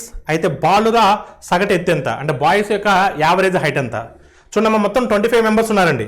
25 మెంబర్స్లో 17 మంది బాయ్స్ అంటే గర్ల్స్ ఎంతమంది ఉంటారండి? రిమైనింగ్ 8 మెంబర్స్ గర్ల్సే కదా. ఎస్ అన్నా? చూడమ్మా, 25 మెంబర్స్ టోటల్ స్టూడెంట్స్ ఉన్నారు. వాళ్ళలో 17 మంది బాలురు. అంటే బాయ్స్ 17 అంటే గర్ల్స్ 8 కదా. ఎస్. అంటే మనకు బాయ్స్ ఎంతమంది ఉన్నారో తెలుసు, గర్ల్స్ ఎంతమంది ఉన్నారో తెలుసు. ఇక్కడ మనకు దీన్ని 2 రకాలుగా చేయొచ్చండి. సగటుని యూజ్ చేయొచ్చు, లేదా మిశ్రమాలను యూజ్ చేయొచ్చు. మిశ్రమాలను యూజ్ చేస్తే ఈజీ అవుతుందండి. ఇప్పుడు ఒకసారి మీరు చూస్తే గర్ల్స్ యొక్క హైట్ తెలుసు నాకు. గర్ల్స్ యొక్క హైట్ ఎంతమ్మా? 160. గర్ల్స్ యొక్క హైట్ ఎంత అంటే 160. బాయ్స్ యొక్క హైట్ తెలియదండి నాకు. బాయ్స్ యొక్క హైట్ నాకు తెలియదు. సో బాయ్స్ యొక్క హైట్ నాకు తెలియదండి. ఓకేనమ్మా, బాయ్స్ యొక్క హైట్ నాకు తెలియదు. గర్ల్స్ హైట్ 160 అండి. ఓవరాల్ ఎంత అండి? 156.6 అమ్మా. కొంచెం జాగ్రత్తగా ఉండండి. ఓవరాల్ ఎంత అండి? 156.6. ఇది ఓవరాల్ అండి. ఓవరాల్ అంటే క్లాస్ మొత్తం యొక్క సగటు ఎత్తు. సో మన మిక్చర్ సార్ ఎలిగేషన్స్ అప్లై చేద్దామండి. ఈ రేషియో ఎంత ఉందమ్మా? గర్ల్స్ ఏమో 8 మెంబర్స్ ఉన్నారు, బాయ్స్ ఏమో 17 మెంబర్స్ ఉన్నారండి. ఈ రేషియో 8:17 లా ఉందండి. ఈ రేషియో 8:17 లాగా ఉంది. సో 160లో నుంచి 156.6ని తీసేస్తే ఎంత వస్తుందండి? 3.4 వస్తుందండి. ఎన్ని టైమ్స్ 3.4 వస్తుంది, అంతే కదా? ఓకేనమ్మా. 160లో నుంచి 156.6ని సబ్ట్రాక్ట్ చేస్తే 3.4 కదా వచ్చేది. ఈ 3.4 దేనికి ఈక్వల్ అంటే 17కి ఈక్వల్ అండి. అంటే 17 టేబుల్ ఎన్ని టైమ్స్ పోతుందమ్మా? 3.4. 17 టేబుల్లో 3.4 ఎన్ని టైమ్స్ పోతుంది? జనరల్గా 34 ఉంటే 17 2 టైమ్స్ అంటే 34. ఆ 3.4 ఉంది కాబట్టి ఎన్ని టైమ్స్ పోతుందండి? 0.2 టైమ్స్ పోతుందండి. ఎన్ని టైమ్స్ పోతుందమ్మా? 0.2 టైమ్స్ పోతుందండి. ఆల్ ఆఫ్ క్లియర్ అంటే 0.2 టైమ్స్ పోతుందండి. మరి 8 టేబుల్లో 0.2 టైమ్స్ అంటే ఎంతమ్మా? 8 టేబుల్లో 0.2 టైమ్స్ అంటే ఎంత వస్తుందండి? 8 టేబుల్లో 0.2 టైమ్స్ అంటే 8 × 0.2 అండి. 8 × 0.2 అంటే ఎంతమ్మా? 1.6. 8 × 0.2 అంటే ఎంతమ్మా? 1.6. 1.6 అంటే ఇక్కడ 1.6 ఉండాలండి. అంటే ఇక్కడ 1.6 ఉండాలి అంటే చూడమ్మా, ఇక్కడ 1.6 ఉండాలి అంటే చూడండి, ఇక్కడ మనకు సగటు అనేది 156.6 కదా. ఈ వాల్యూ అనేది రెండింటికి మధ్యలో ఉండాలి, అంటే మిడిల్లో ఉండాలి. అంటే ఇక్కడ ఉండే వాల్యూ 156.6 కన్నా తక్కువ ఉండాలి. ఎంత తక్కువ ఉండాలంటే 1.6 తక్కువ ఉండాలి. 1.6 తక్కువ ఉండాలంటే అప్పుడు బాయ్స్ హైట్ ఎంత ఉండాలమ్మా? 155 ఉండాలి. Therefore, boys height will be 155. Boys height will be 155. So your answer is what? Option A. A and B completes the task in 15 days and 10 days respectively. B quits the job 2 days after the two started working together. A person completes the rest of the work. And person A completes the rest of the work. Then find the total days so taken to complete the work. A, Bలు వరుసగా ఒక పనిని 15 రోజుల్లో 10 రోజుల్లో పూర్తి చేయగలరు. ఇద్దరు కలిసి పనిని ప్రారంభించిన 2 రోజుల తర్వాత బి పని నుండి వైదొలిగాడు. మిగిలిన పని ఏ ఒక్కడే పూర్తి చేస్తాడు. పని పూర్తవడానికి పట్టినటువంటి మొత్తం రోజులన్నీ. So they're asking total days. ఓకేనమ్మా, టోటల్ డేస్ చూడండమ్మా. First of all A alone 15 days. తెలిసిన డేటా రాద్దాం చూడండి. A alone 15 days.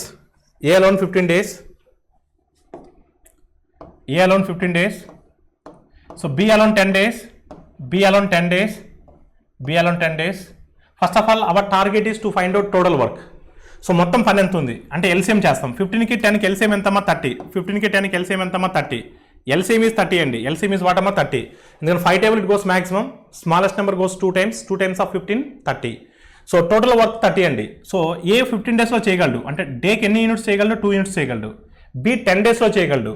డేకి ఎన్ని యూనిట్స్ చేయగలడు? 3 యూనిట్స్ చేయగలరు.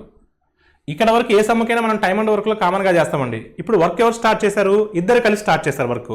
ఇద్దరు కలిసి స్టార్ట్ చేశారు. ఏబీలు ఇద్దరు కలిసి స్టార్ట్ చేశారు. ఏబీలు ఇద్దరు కలిసి ఎన్ని డేస్ చేశారు? 2 days చేశారు. ఇద్దరు కలిసి ఎన్ని డేస్ చేశారు? 2 days చేశారు. 2 days చేశారండి. 1 dayకి ఏబీలు కలిసి ఎంత చేయగలరండి? 1 dayకి ఇద్దరు కలిస్తే 5 యూనిట్లు చేయగలరు. 5 యూనిట్స్ చేయగలరు. 2 days చేశారు. 2 days చేశారంటే ఎన్ని యూనిట్స్ అయిపోయి ఉంటుందంటే 10 యూనిట్స్ అయిపోయి ఉంటుంది. 10 యూనిట్స్ అయిపోయి ఉంటుంది. ఇప్పుడు ఎవరు ఇంటికి వెళ్ళిపోయారండి? బి పని నుండి వైదొలిగాడు. B quits. సో బి వెళ్ళిపోయాడండి. బి వెళ్ళిపోతే ఎవరు ఉంటారండి? ఏ ఉంటాడండి. బి వెళ్ళిపోతే ఎవరు ఉంటారండి? ఏ ఉంటాడు. ఇప్పుడు మొత్తం 30 యూనిట్స్ కదా, టోటల్ 30 యూనిట్స్ కదా. 30 యూనిట్స్లో 10 యూనిట్స్ అయిపోయాయి అంటే ఇంకా రిమైనింగ్ వర్క్ ఎంత అండి? 20. ఇంకా రిమైనింగ్ వర్క్ ఎంత? 20. ఆ రిమైనింగ్ వర్క్ 20ని ఎవరు చేశారండి? ఏ చేశాడు. ఏ రోజుకి ఎన్ని చేయగలడు? 2 చేయగలడు. రోజుకు 2 చేయగలడు. 20 యూనిట్స్ చేయడానికి 10 days పట్టింది. కానీ మనం అడిగింది 10 days అనేది మీ ఆన్సర్ కాదు. మనం అడిగింది మిగిలిన వర్క్ కాదు. మనం అడిగింది మొత్తం వర్క్. అంటే ఇక్కడ 2 days, ఇక్కడ 10 days. మొత్తం ఎన్ని డేస్ అంటే 12 days. మొత్తం ఎన్ని డేస్ అంటే 12 days. సో 12 రోజులు పడుతుంది. So your answer is what? 12 days. మీకు 10 days అనే ఆప్షన్ కూడా ఉంటుందండి. మిమ్మల్ని కంగారు పెట్టడానికి, మిమ్మల్ని సో అట్రాక్ట్ చేయడానికి 10 కూడా ఉంటుందండి. కానీ 10 అనేది మీ ఆన్సర్ కాదు. ఒకవేళ వాడు క్వశ్చన్ మిగిలిన పనిని ఎన్ని రోజుల్లో పూర్తి చేస్తాడు అనే క్వశ్చన్కి అడిగి ఉంటే మీ ఆన్సర్ 10. కానీ అడిగింది మొత్తంకి పట్టిన రోజులండి. మొత్తం అంటే స్టార్టింగ్ 2 days, దాని తర్వాత 10 days, మొత్తం 12 days. Next question అండి. 2 pipes A and B can fill a tank in 15, 20 respectively. C on the other hand can empty a full tank in 25 hours. The 3 pipes were initially opened and the C pipe was closed after 10 hours. So then how soon will the tank will be full? అంటే ఎన్ని గంటల తర్వాత tank అనేది full అవుతుంది? 2 పైపులు ఏబీలు ఒక ట్యాంక్ని వరుసగా 15-20 గంటలు నింపుతాయి. మరోవైపు సి పైప్ 25 గంటలు ఖాళీ చేస్తుంది. 3 పైపులు మొదట్లో తెరిచి 10 గంటల తర్వాత సి పైప్ని మూసేసినట్లయితే ఎంతసేపట్లో ట్యాంక్ నిండుతుంది? 2 ఏమో ఫిల్లింగ్ పైప్స్ ఉన్నాయండి, ఒకటేమో ఎంటీ పైప్ ఉంది. ఓకేనమ్మా, చూద్దాం. A alone, A is a filling pipe అండి. ఎన్ని గంటలు అండి? 15 hours. A is filling pipe 15 hours. B కూడా ఫిల్లింగ్ ఏనండి 20 hours. C is empty pipe అమ్మా 25 hours. ఫస్ట్ మనం total tank capacity find out చేద్దాం. ట్యాంక్ కెపాసిటీ అంటే ఏంటంటే ఎల్సిఎం చేయాలి. సో 15, 20 ఎల్సిఎం అండి 60. It goes 5 table maximum. Smallest number goes 3 times. 3 times of 20 60. 60కి 25కి ఎల్సిఎం అండి. 60, 25. It goes 5 table maximum. 25 smallest number. So smallest number goes 5 times. 5 times of 60, 300. So LCM is 300 and LCM is what amma 300. LCM is what 300. Total tank capacity is what amma 300. Total tank capacity is 300. So in 15 table, so 300 goes how many times amma 20 times. And through pipe A 20 liters are coming. Through pipe A 20 liters are coming. That is the reason I keep plus. So 20 table 300 goes how many times? 15 times. So why I am keeping plus? Because this is a filling pipe. So in 25 table 300 goes 12 times. So 12 times. Why I am keeping minus? It is emptying pipe. So ఇక్కడ వరకు మనం time and వర్క్లో మనం ఏ సమ్ముకైనా సిమిలర్గా చేస్తామండి. ఇప్పుడు ఎవరు open అయ్యారు? స్టార్టింగ్లో all 3 pipes are open. All 3 pipes are open అండి. అంటే A plus B plus C minus all 3 pipes are open. 3 pipes are open. అమ్మ 3 పైపులు ఓపెన్ చేస్తే పరిస్థితి ఏంటి? 35 లీటర్స్ వస్తున్నాయి. 35 లీటర్స్ వస్తున్నాయి. 12 లీటర్స్ పోతున్నాయి. 35 లీటర్స్ వస్తున్నాయి. 12 లీటర్స్ పోతున్నాయి అంటే నెట్ రిజల్ట్ ఏంటంటే 23 లీటర్స్ ట్యాంక్లో ఉన్నట్టు కదా. నెట్ రిజల్ట్ ఏంటి? 23 లీటర్స్ ట్యాంక్లో ఉన్నట్టు. 35 వచ్చినప్పటికీ 12 బయటికి పోతున్నాయి కాబట్టి సో నెట్ రిజల్ట్ ఏంటమ్మా 23. సో అలా ఎన్ని అవర్స్ అండి? 10 అవర్స్ అండి. అలా ఎన్ని అవర్స్ అమ్మా? 10 అవర్స్ అండి. సో 23 into 10 అంటే ఎన్ని లీటర్స్ వచ్చేసి ఉంటాయండి? 230 లీటర్స్ వచ్చేసి ఉంటాయండి. మొత్తం ఎన్ని లీటర్స్ వచ్చేసి ఉంటాయమ్మా? 230 లీటర్స్ వచ్చేసి ఉంటాయి. ఇప్పుడు ఎవరిని క్లోజ్ చేసామంటే సీని క్లోజ్ చేసాం. ఎవరిని క్లోజ్ చేసాం? సీని క్లోజ్ చేసాం. సో సీని క్లోజ్ చేస్తే ఎవరెవరు ఉంటారండి? ఏబీ ఉంటారండి. సీని క్లోజ్ చేస్తే ఎవరెవరు ఉంటారు? ఏబీ ఉంటారు. ఇప్పుడు ఆల్రెడీ ట్యాంక్ ఎంత ఫిల్ అయిందమ్మా? 230 ఫిల్ అయింది. అసలు ట్యాంక్ కెపాసిటీ ఎంత? 300. 230 ఆల్రెడీ ఫిల్ అయింది. ఇంకెంత ఫిల్ అవ్వాలి? 70 ఫిల్ అవ్వాలి. ఇంకెంత ఫిల్ అవ్వాలి? 70 ఫిల్ అవ్వాలి. ఆ 70 ఎవరు ఫిల్ చేయాలి? ఏ ప్లస్ బి కలిసి ఫిల్ చేయాలి. ఏ ప్లస్ బి సామర్థ్యం ఎంత? 20, 15, 35. 1 అవర్కి 35 ఫిల్ చేయగలరు. 70 ఫిల్ చేయడానికి ఎన్ని అవర్స్ పడుతుందండి? 2 అవర్స్ పడుతుంది. ఇక్కడ ఒక 2 అవర్స్, ఇక్కడ ఒక 10 అవర్స్. అడిగింది మొత్తము. సో ఎన్ని? సో ఇక్కడ ఒక 10 అవర్స్, అక్కడ 2 అవర్స్ అంటే మొత్తం ఎన్ని అవర్స్ అమ్మా? 12 hours. So your answer is what? 12 hours. Option D is the right answer. Next question. A train travels from station A to station B at an average speed of 64 km/h. On return journey the train travels at a lower speed. So from B to A the overall average speed of 56. Then what is the average speed of the train on the return journey? ఒక రైలు station నుండి station బికి గంటకు 64 కిలోమీటర్ల వేగంతో ప్రయాణిస్తుంది. తిరుగు ప్రయాణంలో B నుండి ఏకి ఆ రైలు తక్కువ వేగంతో ప్రయాణించగా మొత్తం ప్రయాణంలో సగటు వేగం గంటకు 56 కిలోమీటర్లు అయితే తిరుగు ప్రయాణంలో రైలు సగటు వేగం ఎంత? తిరుగు ప్రయాణంలో వేగం ఎంత? చూడమ్మా, ఇక్కడ ఒకసారి మీరు చూస్తే ఏ నుంచి బీకి ఎంతైతే డిస్టెన్స్ ఉంటుందో, ఏ నుంచి బీకి ఎంతైతే డిస్టెన్స్ ఉంటుందో బి నుంచి ఏకి కూడా అంతే డిస్టెన్స్ ఉంటుందండి. సే ఫర్ ఎగ్జాంపుల్ వెళ్ళేటప్పుడు S1 వేగంతో వెళ్తే రిటర్న్ వచ్చేటప్పుడు S2 వేగంతో, దూరం తటస్థమైనప్పుడు డిస్టెన్స్ కాన్స్టెంట్ అయినప్పుడు what is the average speed అండి? What is the average speed? When our distance is constant, దూరం తటస్థమైనప్పుడు యావరేజ్ స్పీడ్ సగటు వేగానికి ఫార్ములా ఏంటండి? 2 into S1S2 by S1 plus S2. 2 into S1S2 by S1 plus S2. ఇక్కడ మనకు average speed వాళ్ళే ఇచ్చున్నారండి. Average speed వాళ్ళే ఇచ్చున్నారు. ఫార్వర్డ్ జర్నీ స్పీడ్ వాళ్ళే ఇచ్చున్నారు. అంటే S1 ఇచ్చున్నారు, యావరేజ్ స్పీడ్ ఇచ్చున్నారు. Return journey S2 find out చేయమంటున్నారు. యావరేజ్ స్పీడ్ ఎంతమ్మా? 56. యావరేజ్ స్పీడ్ ఎంత అంటే 56. 56 is equal to 2 into S1. S1 is what అమ్మా? 64. S2 మనకు తెలియదండి. దాని సమ్ ఎక్స్ అనుకుందాం. ఓకేనమ్మా? Divided by 64. S1 plus S2. 64 plus X. 64 plus X. ఇప్పుడు మనం Xను ఫైండ్ అవుట్ చేయాలండి. సుమారుగా అన్నాడు, అప్రాక్సిమేట్లీ. సో చూడమ్మా, సో 2 ఎనీ టైమ్స్ అండి? 28 times. 228 times. So 421, 4 any times అమ్మా? 416 times. 4 7s are. Cross multiply చేయండి అమ్మా. 7 into 64. So 760 times 420. 7 4s are 28. 420 plus 760 times 420. 7 4s are 28. 28 plus 420, 448. So 448.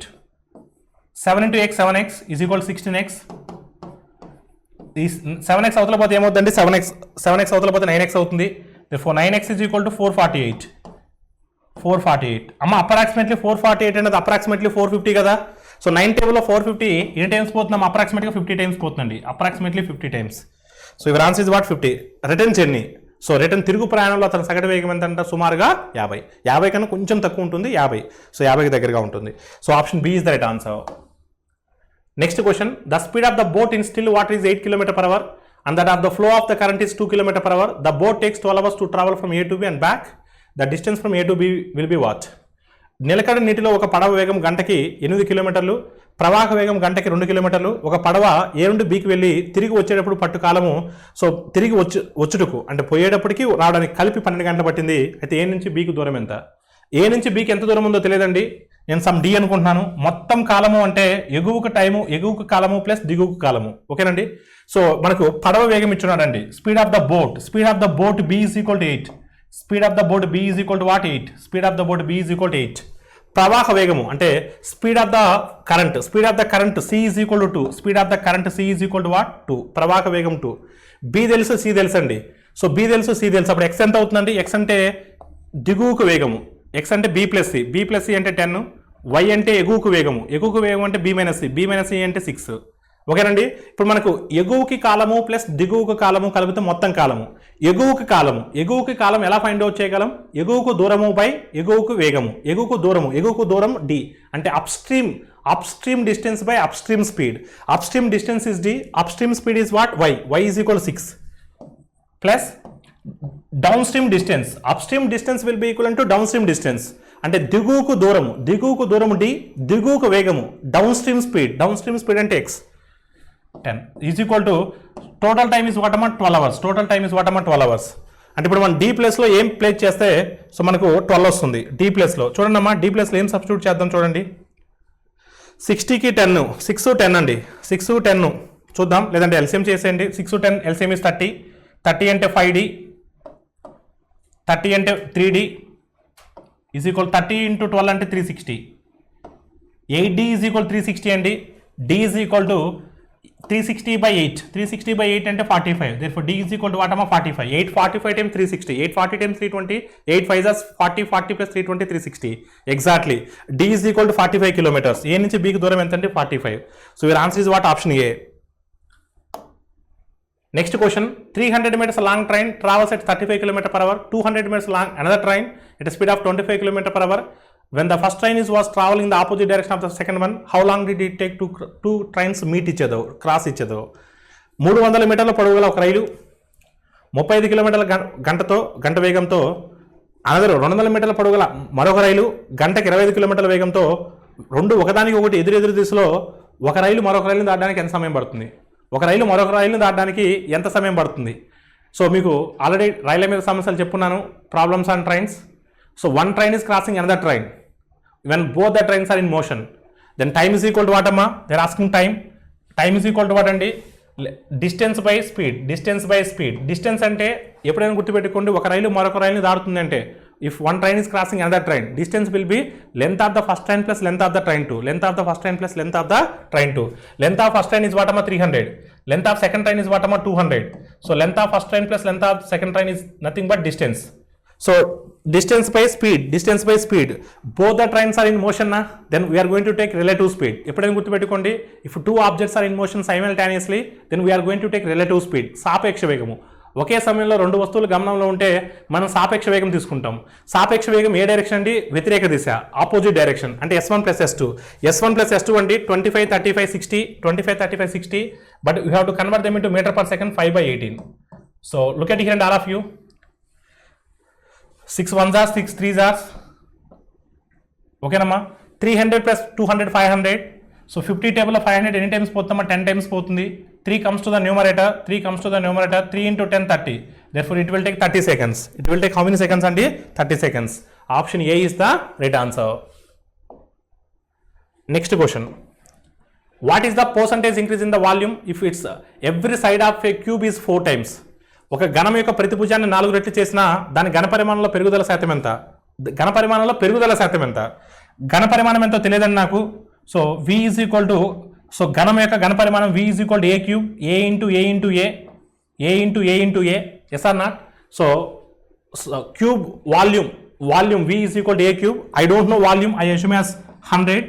ప్రతిభుజాన్ని 4 రెట్లు చేశా. 4 రెట్లు చేయడం అంటే 100 4 రెట్లు చేస్తే ఏమవుతుందండి? 400 అవుతుంది. అలా ఎన్నిసార్లు చేయాలండి? ఏలు ఎన్ని ఉన్నాయి? 3 ఉన్నాయి కాబట్టి A క్యూబ్ అంటే A ఇంటూ A అంటే 3 సార్లు 4 రెట్లు చేయాలండి. మళ్ళీ 400ని 4 రెట్లు చేస్తే ఎంత అవుతుందండి? 1600 అవుతుంది. మళ్ళీ 1600ని 4 రెట్లు చేయాలి. అలా ఎన్నిసార్లు చేయాలి? 3 సార్లు చేయాలి. ఒకసారి 2 సార్లు 3 సార్లు చేయాలి. 1600 మళ్ళీ 4 రెట్లు చేస్తే 6400 అవుతుంది. 6400 అవుతుంది. అంటే 100 కాస్త 6400 అయిందంటే ఎంత పెరిగిందండి? 100 కాస్త 6400 అయిందంటే ఎంత పెరిగినట్టండి? 6300 పెరిగింది. ఈ 6300 దేని మీద పెరిగిందండి? 100 మీద పెరిగిందండి. అంటే ఎంత శాతం పెరిగి ఉంటుంది? 6300% పెరిగి ఉంటుంది. So your answer is what? 6300% increases. 6300% increases. All of you clear అండి? అదే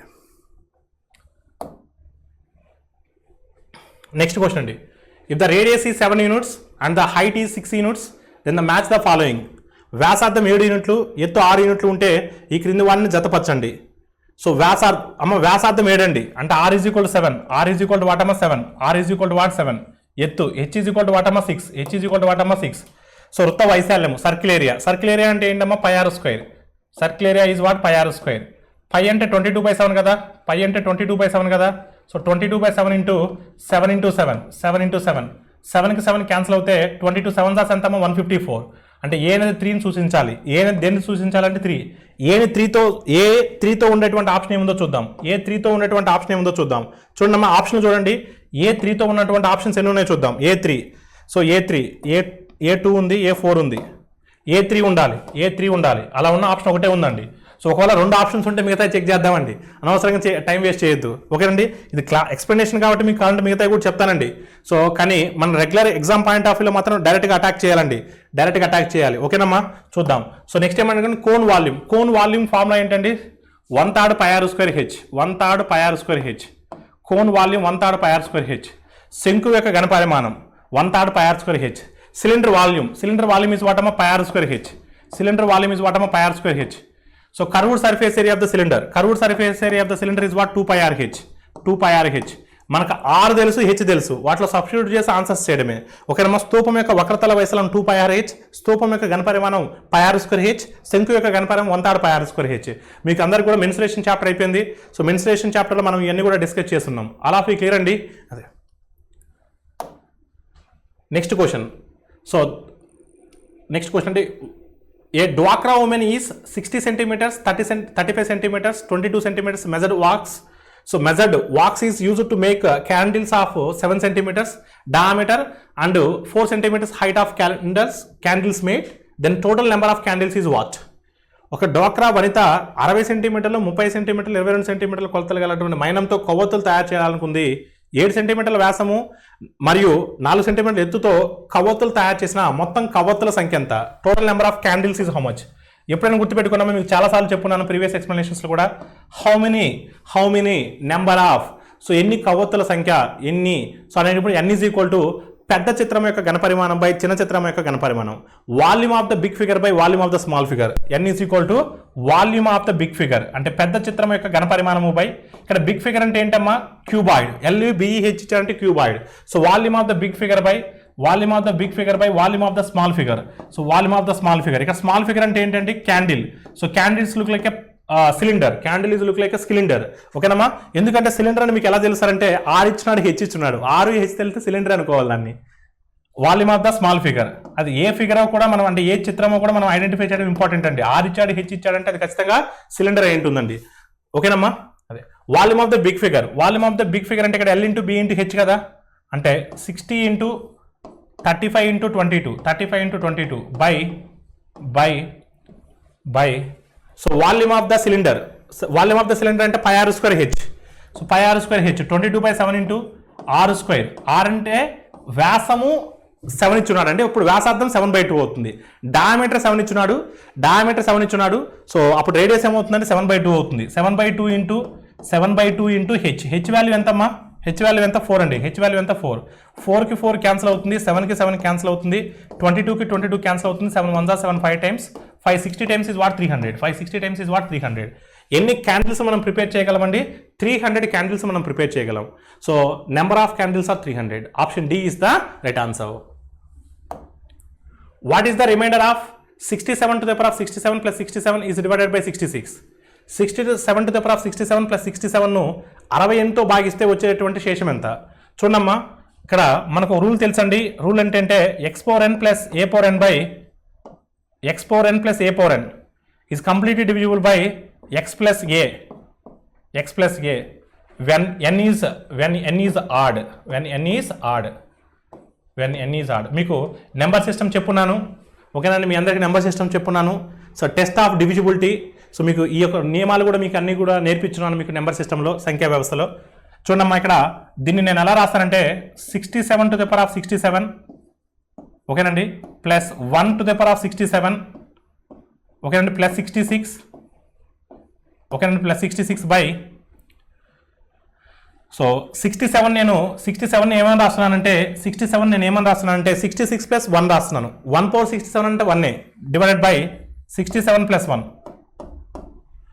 ఓకేనండి అంటే ఇక్కడ ఈ 66ని ఒకదాన్ని సపరేట్ చేసి రాస్తున్నానండి. ఇప్పుడు చూడండి 66ని కాసేపు మర్చిపోండి 66ని కాసేపు మర్చిపోతే 67 to the power of 67 plus 1 to the power of 67 by 67 plus 1 దీని వరకు చూడమ్మా అంటే x to the power of n plus a to the power of n by x plus a is completely divisible నా. ఇది చేస్తే మనకు reminder ఎంత వస్తుందండి దీని వరకు చేస్తే మనకు రిమైండర్ ఎంత వస్తుందండి 0 వస్తుంది. రిమైండర్ ఎంత వస్తుంది 0 వస్తుంది. కానీ 66 మిగిలిపోయింది కదా. ఇప్పుడు 66ని మనం దేంతో చేయాలి 68తో చేయాలి. 66ని మనం దేంతో చేయాలి 68తో చేయాలి. 66 అనేది 68 టేబుల్లో పోతుందా పోదు. అంటే రిమైండర్ ఎంత అవుతుందండి 66 అవుతుంది. రిమైండర్ ఎంత అవుతుందమ్మా 66 అవుతుంది. నేను చూడండి అమ్మా దీని వరకు సపరేట్గా రాశానండి దీని వరకు సపరేట్గా రాశాను చూడండి 67 to the power of 67 plus 1 to the power of 67 by 68 అంటే 67 ప్లస్ 1 దీని వరకు సపరేట్గా రాశాను దీని వాల్యూ ఎంతమ్మా రిమైండర్ 0 వస్తుంది. దాని తర్వాత 66 బై 68 రాస్తున్నాను 66 బై 68 టేబుల్లో 66 క్యాన్సిల్ అవ్వదు అంటే 66 విల్ బి ద రిమైండర్. ఇక్కడ రిమైండర్ 0 ఇక్కడ remainder 66 plus 0 66 therefore remainder will be what 66. So మనకు వచ్చేటువంటి శేషం ఎంతమ్మా 66. Next question what is the minimum number to be subtracted from 4567 that must be divided by the number 15. 4567 అన్న సంఖ్య 15తో భాగింపబడవాలన్నా ఏ కనిష్ట సంఖ్యను తీసివేయాలి. చూద్దాం 15 టేబుల్లో 15 3 టైమ్స్ 15 4 టైమ్స్ 15 3 టైమ్స్ పోతుంది 15 4 టైమ్స్ పోతుంది 15 4 టైమ్స్ 60 అంటే 7 తీసేయాలి. సో ఇప్పుడు మనం 4567 నుంచి ఏ నెంబర్ని తీసేస్తే మనకు సో 15తో భాగించబడుతుంది 15 3 టైమ్స్ 45 15 4 టైమ్స్ 60 అంటే రిమైండర్ అనేది శేషం 7 మిగులుతుంది. ఏం తీసేస్తే సరిపోతుంది so your answer is what option B. Thank you all of you.